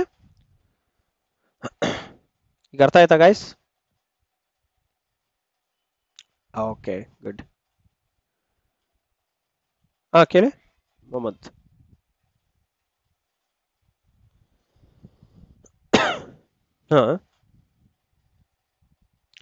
ರೆಸಿಸ್ಟೆನ್ಸ್ ಚೆಕ್ ಮಾಡ್ಬೇಕಂದ್ರೆ ಏನಾದ್ರೂ ಲೋಡ್ ಹಾಕ್ಬೇಕು. Okay, good question. ಈಗ ನೋಡಿ, ಒಂದು ಸರ್ಕ್ಯೂಟ್ ಇದೆ. ನಾನು ಸುಮ್ಮನೆ ಯಾವುದೋ ಒಂದು ಸರ್ಕ್ಯೂಟ್ ಹಾಕ್ತಾ ಇದ್ದೇನೆ. ಸುಮ್ಮನೆ ಒಂದು ಸರ್ಕ್ಯೂಟ್. ಈ ಸರ್ಕ್ಯೂಟ್ ಅಲ್ಲಿ ಏನು ಫೈಂಡ್ ಮಾಡಬೇಕು? ರೆಸಿಸ್ಟೆನ್ಸ್ ಅಂದ್ರೆ ಓಮ್ಸ್ ಫೈಂಡ್ ಮಾಡ್ಬೇಕು ನೀವು. ಓಕೆ, ಒಂದು ಓಮ್ಸ್ ನ ಫೈಂಡ್ ಮಾಡಬೇಕು. ಈ ಸರ್ಕ್ಯೂಟ್ ಅಲ್ಲಿ ಎಷ್ಟಿದೆ ರೆಸಿಸ್ಟೆನ್ಸ್ ಅಂತ. ನಾನಿಲ್ಲಿ ಪವರ್ ಸಪ್ಲೈ ಕೊಡ್ತೀನಿ. ಈ ತರ ನಾನು ಸಿಂಬಲ್ ಹಾಕಿದ್ದೀನಿ ಅಂತಂದ್ರೆ ಇದಕ್ಕೂ ಒಂದು ಮೀನಿಂಗ್ ಇದೆ ಗೈಸ್. ಏನ್ ಸಿಂಬಲ್ ಇದು? AC symbol. ಯಾಕೆ ಅಂತಂದ್ರೆ ಇಲ್ಲಿ ನೋಡಿ ಸೈಕಲ್ಸ್ ಇದೆ. ನಾನು ಇದನ್ನೇ ಸಿಂಪಲ್ ಆಗಿ ಈ ತರ ಸರ್ಕಲ್ ಹಾಕಿ ಈ ತರ ಒಂದು ಡ್ಯಾಶ್ ಹಾಕಿದ್ರೆ ಏನ್ ಅನ್ಬೇಕು ನೀವು, ಡಿ ಸಿ ಸಿಂಬಲ್. ಬರೀ ಡ್ಯಾಶ್ ಇರಲ್ಲ, ಈ ತರ ಕೆಳಗಡೆ ಲೈನ್ಸ್ ಇರುತ್ತೆ. ಓಕೆ, ಒಂದು ಡ್ಯಾಶ್ ವಿತ್ ಲೈನ್ಸ್ ಇದ್ರೆ ಅದನ್ನ ಡಿ ಸಿ ಸಿಂಬಲ್ ಅಂತ, ಡಿ ಸಿ ಸಪ್ಲೈ ಅಂತ ಕರಿಬೇಕು. ನಾವು ಸಪ್ಲೈ ಸಿಸ್ಟಮ್ ಸಿಗ್ತಾನೆ ನೋಡಿದಿವಲ್ಲ ಆ ತರ ಇದು ಎ ಸಿ ಸಪ್ಲೈ ಸಿಸ್ಟಮ್. ಈಗ ಒಂದು ರೆಸಿಸ್ಟೆನ್ಸ್ ನ ಫೈಂಡ್ ಮಾಡಬೇಕು ಅಂತಂದೆ ನಾವು ಲೋಡೇ ಕನೆಕ್ಟ್ ಮಾಡ್ಬೇಕಂತಿಲ್ಲ. ಲೋಡ್ ಕನೆಕ್ಟ್ ಮಾಡಿದ್ರೆ ನಮಗೆ ಲೋಡ್ ರೆಸಿಸ್ಟೆನ್ಸ್ ಸಹ ಆಡ್ ಆಗಿ ತೋರಿಸುತ್ತೆ. ನೀವು ರೆಸಿಸ್ಟೆನ್ಸೇ ಫೈಂಡ್ ಮಾಡಬೇಕು ಈ ಪರ್ಟಿಕ್ಯುಲರ್ ಒಂದು ಸರ್ಕ್ಯೂಟ್ದು ಅಂತಂದ್ರೆ ಸರ್ಕ್ಯೂಟ್ ಅಲ್ಲಿ ಯಾವ್ದು ಕಾಂಪೊನೆಂಟ್ ಇಲ್ಲ ಅಂತ ಇಟ್ಕೊಳ್ಳಿ, ಬರೀ ಸರ್ಕ್ಯೂಟ್ ಇದೆ, ಕ್ಲೋಸ್ ಸರ್ಕ್ಯೂಟ್ ಇದೆ, ಒಂದು ಸೋರ್ಸ್ ಇದೆ. ಓಕೆ, ಒಂದು ಸೋರ್ಸ್ ಇದೆ. ಈ ಕಂಡಕ್ಟರಿನ ರೆಸಿಸ್ಟೆನ್ಸ್ ನೀವು ಫೈಂಡ್ ಮಾಡ್ಬೇಕು. ಈ ಕಂಡಕ್ಟರಿನ ರೆಸಿಸ್ಟೆನ್ಸ್, ಈ ಕಂಡಕ್ಟರ್ ರೆಸಿಸ್ಟೆನ್ಸ್ ಎಕ್ಸಾಂಪಲ್ ನಾನು ಸುಮ್ಮನೆ ತಿಳಿಸ್ತಾ ಇದ್ದೀನಿ. ಈ ಕಂಡಕ್ಟರಿನ ರೆಸಿಸ್ಟೆನ್ಸ್, ಇದು ಒಂದು ಸರ್ಕ್ಯೂಟ್ ಅದೇ ಈ ತರ ಹಿಂಗ್ ಕ್ಲೋಸ್ ಆಗಿದೆ, ಕರೆಕ್ಟಾ? ಎ ಸಿ ಸಪ್ಲೈ ಸೋರ್ಸ್ ಜೊತೆ ಇದು ಫುಲ್ ಕ್ಲೋಸ್ ಆಗಿದೆ, ಎಲ್ಲೂ ಓಪನ್ ಇಲ್ಲ. ಓಪನ್ ಇದ್ರೆ ಏನಂತೀವಿ, ಓಪನ್ ಸರ್ಕ್ಯೂಟ್ ಅಂತ ಕರಿತೀವಿ. ಕ್ಲೋಸ್ ಇದ್ರೆ ಏನಂತ ಕರಿತೀವಿ, ಎಲ್ಲೂ ಗ್ಯಾಪ್ ಇಲ್ಲಪ್ಪ, ಡೋರೇ ಇಲ್ಲ, ಓಪನ್ ಡೋರೇ ಇಲ್ಲ ಅಂತಂದ್ರೆ ಅದನ್ನ ನಾವೇನಂತ ಕರಿತೀವಿ, ಕ್ಲೋಸ್ ಸರ್ಕ್ಯೂಟ್ ಅಂತ ಕರಿತೀವಿ. ಓಕೆ, ಈಗ ಈ ಸರ್ಕ್ಯೂಟ್ ನಾನು ತೋರಿಸಿದ್ರೆ ಕ್ಲೋಸ್ ಸರ್ಕ್ಯೂಟ್. ನಾನು ಈ ಸರ್ಕ್ಯೂಟಿನ ರೆಸಿಸ್ಟೆನ್ಸ್ ಫೈಂಡ್ ಮಾಡಬೇಕು ಅಂತ ಅಂದ್ರೆ ನೋಡಿ, ಲೋಡ್ ಇಲ್ಲ ಅಂತಂದ್ರೆ ನಾನು ರೆಸಿಸ್ಟೆನ್ಸ್ ಫೈಂಡ್ ಮಾಡ್ಬೋದು. ಹೇಗೆ? ಇಲ್ಲಿ ನಾನೇನ್ ಮಾಡ್ತೀನಿ, ಒಂದು ಓಮ್ ಮೀಟರ್ಗೆ ಮೆಷರ್ ಮಾಡ್ತೀನಿ, ಓಮ್ ಮೀಟರ್ನ ಕನೆಕ್ಟ್ ಮಾಡ್ತೀನಿ. ಓಮ್ ಮೀಟರ್ನ ಕನೆಕ್ಟ್ ಮಾಡಿದ್ರೆ ನನಗೇನ್ ತೋರಿಸ್ತಾನೆ, ಈ ಸರ್ಕ್ಯೂಟ್ದು ರೆಸಿಸ್ಟೆನ್ಸ್ ಮಾತ್ರನೇ ಈ ಓಮ್ ಮೀಟರ್ ಅಲ್ಲಿ ರೀಡ್ ಆಗುತ್ತೆ. ಅಂದ್ರೆ ಈ ಕಂಡಕ್ಟರಿನ ರೆಸಿಸ್ಟೆನ್ಸ್ ತೋರಿಸುತ್ತೆ. ಅವಾಗ ರೆಸಿಸ್ಟೆನ್ಸ್ ಅಂದ್ರೆ ಸಿಂಪಲ್. ಈಗ ನೀವು ಒಂದು ಮೋಟರ್ ಯೂಸ್ ಮಾಡಿದ್ರೆ ಅಂತ ಇಟ್ಕೊಳ್ಳಿ, ಇಲ್ಲಿ ಫಾರ್ ಎಕ್ಸಾಂಪಲ್ ಈ ಲೋಡ್ ಬಂದ್ಬಿಟ್ಟು ಮೋಟರ್ ಇದೆ ಅಂತ ಇಟ್ಕೊಳ್ಳಿ, ಒಂದು ಮೋಟರ್ ಎ ಸಿ ಮೋಟರ್ ಇದೆ ಅಥವಾ ಡಿ ಸಿ ಮೋಟರ್ ಇದೆ. ಓಕೆ, ನಿಮ್ಮ ಮನೆಯಲ್ಲಿ ಮೋಟರ್ ಇದೆ ಅಂತ ಇಟ್ಕೊಳ್ಳಿ, ಇಂಡಕ್ಷನ್ ಮೋಟರ್. ಈ ಮೋಟರ್ ಅಲ್ಲಿ ಏನಿರುತ್ತೆ, ವೈಂಡಿಂಗ್ ಇರುತ್ತೆ, ವೈಂಡಿಂಗ್ ಇರುತ್ತೆ. ಆ ವೈಂಡಿಂಗ್ ಏನಿರುತ್ತೆ, ಸಮ್ ರೆಸಿಸ್ಟೆನ್ಸ್ ಇರುತ್ತೆ. ನೀವು ಇಲ್ಲಿ ಮೆಷರ್ ಮಾಡಿದ್ರೆ ಏನ್ ಬರುತ್ತೆ ನಿಮಗೆ, ಆ ಮೋಟರ್ ಅಲ್ಲಿ ಇರೋಂತಹ ವೈಂಡಿಂಗಿನ ರೆಸಿಸ್ಟೆನ್ಸ್ ತೋರಿಸುತ್ತೆ ಒಂದು ಓಮ್ ಮೀಟರ್ ಹಾಕಿದ್ರೆ. ಲೋಡ್ ಇದ್ರೆ ಲೋಡ್ ರೆಸಿಸ್ಟೆನ್ಸ್ ಮೆಜರ್ ಮಾಡ್ಬೋದು, ಸರ್ಕ್ಯೂಟ್ ರೆಸಿಸ್ಟೆನ್ಸ್ ಬೇಕಂದ್ರೆ ಸರ್ಕ್ಯೂಟ್ಗೆ ಮೆಜರ್ ಮಾಡ್ಬೋದು. ಓಕೆ, ಲೋಡೇ ಕನೆಕ್ಟ್ ಮಾಡ್ಬೇಕಂತ ಏನಿಲ್ಲ ರೆಸಿಸ್ಟೆನ್ಸ್ ಮೆಜರ್ ಮಾಡಕ್ಕೆ. You can even measure resistance in open circuit.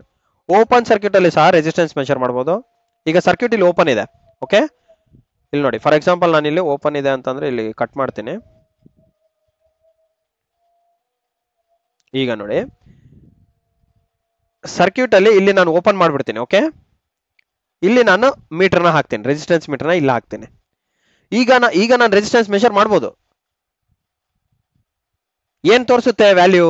Infinity ತೋರಿಸುತ್ತೆ. ಇದು ವೆರಿ ಇಂಪಾರ್ಟೆಂಟ್, ನಿಮ್ಗೆ ಮೋಸ್ಟ್ ಆಫ್ ದಿ ಟೈಮು ಸಹ ಎಕ್ಸಾಮ್ ಅಲ್ಲಿ ಕೇಳಿದ್ದಾರೆ. ವೆರಿ ಗುಡ್ ಕ್ವಶನ್ ಕೇಳಿರೋದು. ಓಕೆ, ರೆಸಿಸ್ಟೆನ್ಸ್ ನಾವು ಓಪನ್ ಸರ್ಕ್ಯೂಟ್ ಅಲ್ಲಿ ಸಹ ಮೆಷರ್ ಮಾಡಬಹುದು, ಬಟ್ ವ್ಯಾಲ್ಯೂ ಏನ್ ಬರುತ್ತೆ, ಇನ್ಫಿನಿಟಿ ಓಮ್ಸ್ ಅಂತ ಬರುತ್ತೆ. ಕ್ಲೋಸ್ ಸರ್ಕ್ಯೂಟ್ ಅಲ್ಲಿ ಮಾಡಿದ್ರೆ ಸಮ್ ವ್ಯಾಲ್ಯೂ ತೋರಿಸುತ್ತೆ, ಅದು it depends on the resistor ಅಥವಾ ಈ ಮೆಟೀರಿಯಲ್. ಕಂಡಕ್ಟರ್ ಮೆಟೀರಿಯಲ್ ಇದೆ, ಅದು ಕಾಪರ್ ವೈರ್ ಇದೆ, ಕಾಪರ್ ವೈರ್ ರೆಸಿಸ್ಟೆನ್ಸ್ ಎಷ್ಟಿರುತ್ತೆ ಅಷ್ಟು ತೋರಿಸುತ್ತೆ. ಅಥವಾ ಮೋಟರ್ ವೈಂಡಿಂಗ್ ಇದೆ, ಮೋಟರ್ ವೈಂಡಿಂಗ್ ರೆಸಿಸ್ಟೆನ್ಸ್ ತೋರಿಸುತ್ತೆ ಸರ್ಕ್ಯೂಟ್ ಅಲ್ಲಿ. ಅಥವಾ ಯಾವುದೇ ಒಂದು ಲೋಡ್ ಇದೆ ಅಂತಂದ್ರೆ ಆ ಲೋಡ್ ಇಂದ ರೆಸಿಸ್ಟೆನ್ಸ್ ತೋರಿಸುತ್ತೆ. Okay, even in open circuit ಸಹ ನೀವು ರೆಸಿಸ್ಟೆನ್ಸ್ ಮೆಷರ್ ಮಾಡಬಹುದು, but it shows open circuit ಅಂತಂದ್ರೆ ಇನ್ಫಿನಿಟಿ ವ್ಯಾಲ್ಯೂ ತೋರಿಸುತ್ತೆ. ಯಾಕಂತಂದ್ರೆ you cannot measure resistance in open circuit because it shows infinity. Infinity ಅಂತ ತೋರಿಸ್ತಂದ್ರೆ ಏನ್ ಮೀನಿಂಗು, ನಿಮ್ಮ ಕಂಡಕ್ಟರ್ ಕಟ್ ಆಗೋಗ್ಬಿಟ್ಟಿದೆ ಅಂತ ಅರ್ಥ. ಫಾರ್ ಎಕ್ಸಾಂಪಲ್ ನಿಮ್ಮ ಮನೆಯಲ್ಲಿ ಎಲ್ಲೋ ಒಂದ್ ಕಡೆ ನಿಂತು ರೇ ಈ ವೈರ್ ರೆಸಿಸ್ಟೆನ್ಸ್ ಚೆಕ್ ಮಾಡೋಣ ಅಂತ ಚೆಕ್ ಮಾಡ್ತಿರ್ತೀರಾ. ಓಕೆ, ಆಗ ನಿಮಗೆ ಇನ್ಫಿನಿಟಿ ತೋರಿಸ್ತಂದ್ರೆ ಏನು ಮೀನಿಂಗು, ನಿಮ್ಮ ಸರ್ಕ್ಯೂಟ್ ಓಪನ್ ಇದೆ, ಕ್ಲೋಸ್ ಇಲ್ಲ ಅಂತ ಅರ್ಥ. Your circuit is a open ಇದೆ, means your conductor is broken somewhere. Okay, ಈಗ ಫಾರ್ ಎಕ್ಸಾಂಪಲ್ ಇನ್ನೊಂದು ಎಕ್ಸಾಂಪಲ್ ಕೊಡ್ತೀನಿ ನಾನು. ಪೋಲ್ಸ್, ಇವಾಗ ಪೋಲ್ ಇದೆ. ಓಕೆ, ಇದು ಓವರ್ ಹೆಡ್ ಪೋಲ್ಸ್ ಅಂತ ಇಟ್ಕೊಳ್ಳಿ.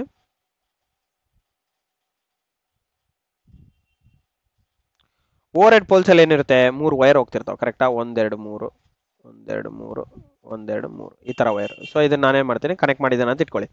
ಈ 3 ಫೇಸಸ್ ಈಗ ಕನೆಕ್ಟೆಡ್ ಇದೆ. ಓಕೆ, ಜಸ್ಟ್ ರಫ್ ಎಕ್ಸಾಂಪಲ್ ತೋರಿಸ್ತಾ ಇದ್ದೇನೆ.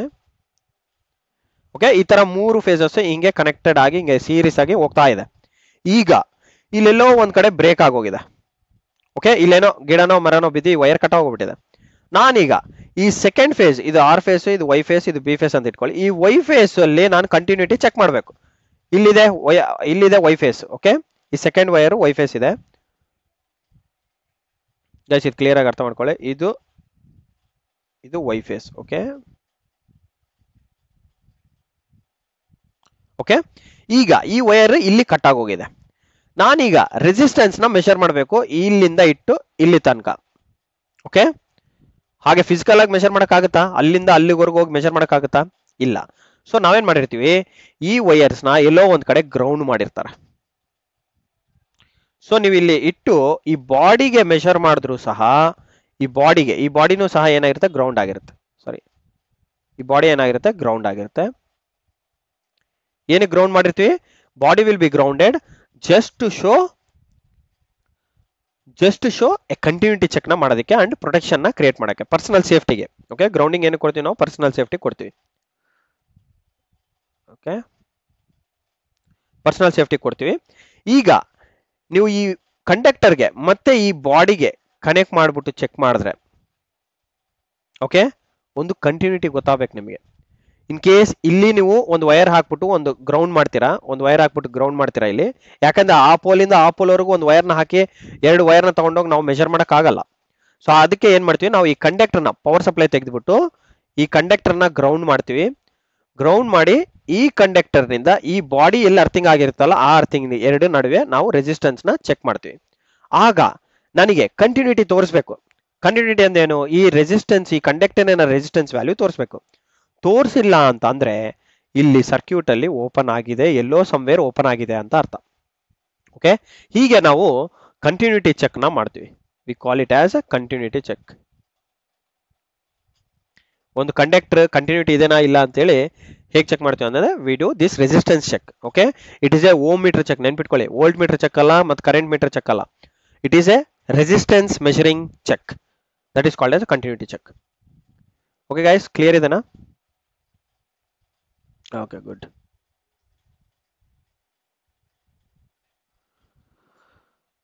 ಸೊ ಗೈಸ್, ಇಲ್ಲಿ ತನಕ ಮಾಡಿರೋ ಟಾಪಿಕ್ಸ್ ಕ್ಲಿಯರ್ ಇದೆ ಅಲ್ಲ, ಓಮ್ಸ್ ಲಾ ತನಕ? ಗುಡ್. ಸೊ ಏನಾದ್ರು ಡೌಟ್ ಇದೆನಾ? ಏನ್ ಡೌಟ್ ಇದೆ? Good. So how was the session ಅಂತ ಹೇಳ್ಬಿಟ್ಟು ನಾನು ಈ ವಿಡಿಯೋನ ಯೂಟ್ಯೂಬಲ್ಲಿ ಹಾಕ್ತೀನಿ. Please do comment. ಸೊ ಯಾರ್ಯಾರು ರೆಕಾರ್ಡಿಂಗ್ ನೋಡೋಕ್ಕಾಗಿಲ್ಲ ನಿಮ್ಮ ಗೆಳೆಯರಿಗೆ ಎಲ್ಲರಿಗೂ ಶೇರ್ ಮಾಡಿ, so that it will be helpful to all the students. Okay, ನಿಮ್ಮೆಲ್ಲ ಗೆಳೆಯರಿಗೆ ಶೇರ್ ಮಾಡಿ, ಆದಷ್ಟು ಎಲ್ಲರೂ ಒಳ್ಳೆ ಬೆಸ್ಟ್ ರ್ಯಾಂಕ್ಸ್ ತೆಗಿಬೇಕು ಗೈಸ್. ಓಕೆ, ಸೊ ಏನೇ ಡೌಟ್ ಇದ್ರು ಸಹ ಇಮಿಡಿಯೇಟ್ ಆಗಿ ಪಿಂಗ್ ಮಾಡಿ. ಹೌದು, ನಾನು ಲಾಸ್ಟ್ ಸೆಷನಲ್ಲಿ ಡೌಟ್ ಇದ್ರೆ ಏನಾರು ಕಿಸ್ರೆ ಕೇಳಿ ಅಂತ ಹೇಳ್ತಿದ್ದೆ ಅಲ್ವಾ? ಏನು ಡೌಟ್ ಇಲ್ಲ ಅಲ್ವಾ? ಮತ್ತೆ ಇನ್ನೊಂದು ಸಲ ಕೇಳ್ತಾ ಇದ್ದೀನಿ ಜಸ್ಟ್ ಫಾರ್ ಕನ್ಫರ್ಮೇಶನ್.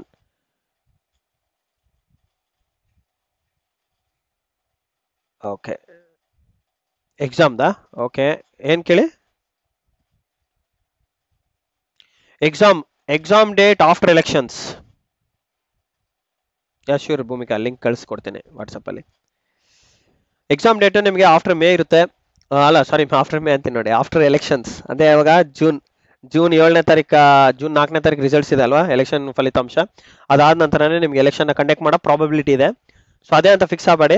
ನಮ್ಮ ಟಾರ್ಗೆಟ್ ಏನಿರಬೇಕು, ಮೇ ಎಂಡ್ಗೆಲ್ಲ ಮುಗಿಸ್ಕೋಬೇಕು. ಓಕೆ, ಮೇ ಎಂಡ್ಗೆಲ್ಲ ಮುಗಿಸ್ಕೊಂಡ್ಬಿಟ್ರೆ you guys will be very free to exam. Even ನೈಟಲ್ಲಿ ಬಂದು ಎಕ್ಸಾಮ್ ಇಟ್ಟರು ಸಹ ನೀವು ಬರೆಯೋ ಥರ ಇರಬೇಕು. ಓಕೆ ಗೈಸ್, ಸೊ ಹೌದು, ಎಲ್ಲಾನು ಮುಗಿಸ್ತೀವಿ ಗೈಸ್, ಏನು ವರಿ ಆಗಬೇಡಿ, ಎಲ್ಲಾನು ಮುಗಿಸ್ಕೊಡ್ತೀವಿ. ಓಕೆ, ಡೈಲಿ ಈಗ ಆ್ಯಕ್ಚುಲಿ ನಾಳೆನೂ ಕ್ಲಾಸ್ ತೊಗೊತೀನಿ. ಸೊ ಇದೇ ಥರ ಒಂದು 5 days ತೊಗೊತೀನಿ, ಆದಮೇಲೆ ಒಂದು 2 days ಬ್ರೇಕ್ ಕೊಡೋಣ ಅಂತ. Then again we will continue. Okay okay, ಅದು ಹೇಳೋಕ್ಕಾಗಲ್ಲ ನೋಡಿ. ಇವಾಗ ಒಂದು ಡೌಟ್ ಕೇಳ್ಬಿಟ್ರೆ ರೆಸಿಸ್ಟೆನ್ಸ್ ಅಲ್ಲೇ ಒಂದು 20 ನಿಮಿಷ ಆಯ್ತು ಅಲ್ವಾ? ಡೈಲಿ ಅದೇ ಮಿನಿಮಮ್ ಅಂದರೆ ಒಂದು 45 minutes ತೊಗೊತೀನಿ.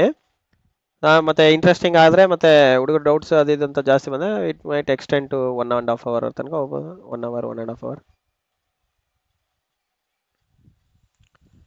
ಆ ಥರನಾ? ಇಲ್ಲ, ಡೈಲಿ 1 class.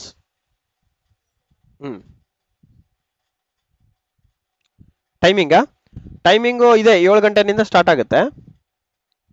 ಓಕೆನಾ, 7 ಗಂಟೆನಿಂದ ಇರುತ್ತೆ ಗೈಸ್.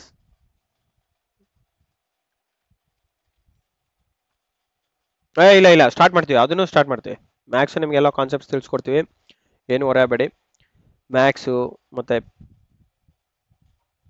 ಹೌದು ಡಿಫಿಕಲ್ಟ್ ಆಗುತ್ತೆ, ತೊಂದರೆ ಇಲ್ಲ, ಸಾಲ್ವ್ ಮಾಡ್ಸೋಣ ಅಂತ. ಓಕೆ, ಶ್ಯೂರ್ ನಾವೇ ಹೇಳ್ತೀವಿ. ಹೌದು, ಇಬ್ಬರು 3 ಇದ್ದೀವಿ ಫ್ಯಾಕಲ್ಟಿ ಮೆಂಬರ್ಸ್, ಟೀಚ್ ಮಾಡ್ತೀವಿ, ತೊಂದರೆ ಇಲ್ಲ. Okay, thank you guys, wish you good day, have a nice evening ಎಲ್ಲರ ಹತ್ರ. Thank you sister. Yeah good night. Thank you Suresh, thank you. Online ಇರುತ್ತೆ ಅಭಿಷೇಕ್.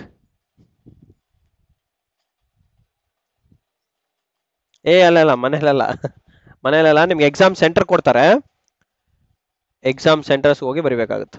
ಓಕೆ, ಅವ್ರು ಸೆಂಟರ್ಸ್ ಡಿಫೈನ್ ಮಾಡ್ತಾರೆ, ಆ ಸೆಂಟರ್ಗೆ ಹೋಗಿ ನೀವು ಎಕ್ಸಾಮ್ ತಗೋಬೇಕಾಗುತ್ತೆ. ಓಕೆ, ಅಪ್ಲಿಕೇಶನ್ ಏನು ಹೇಳಿ, ಡೈಲಿನಾ?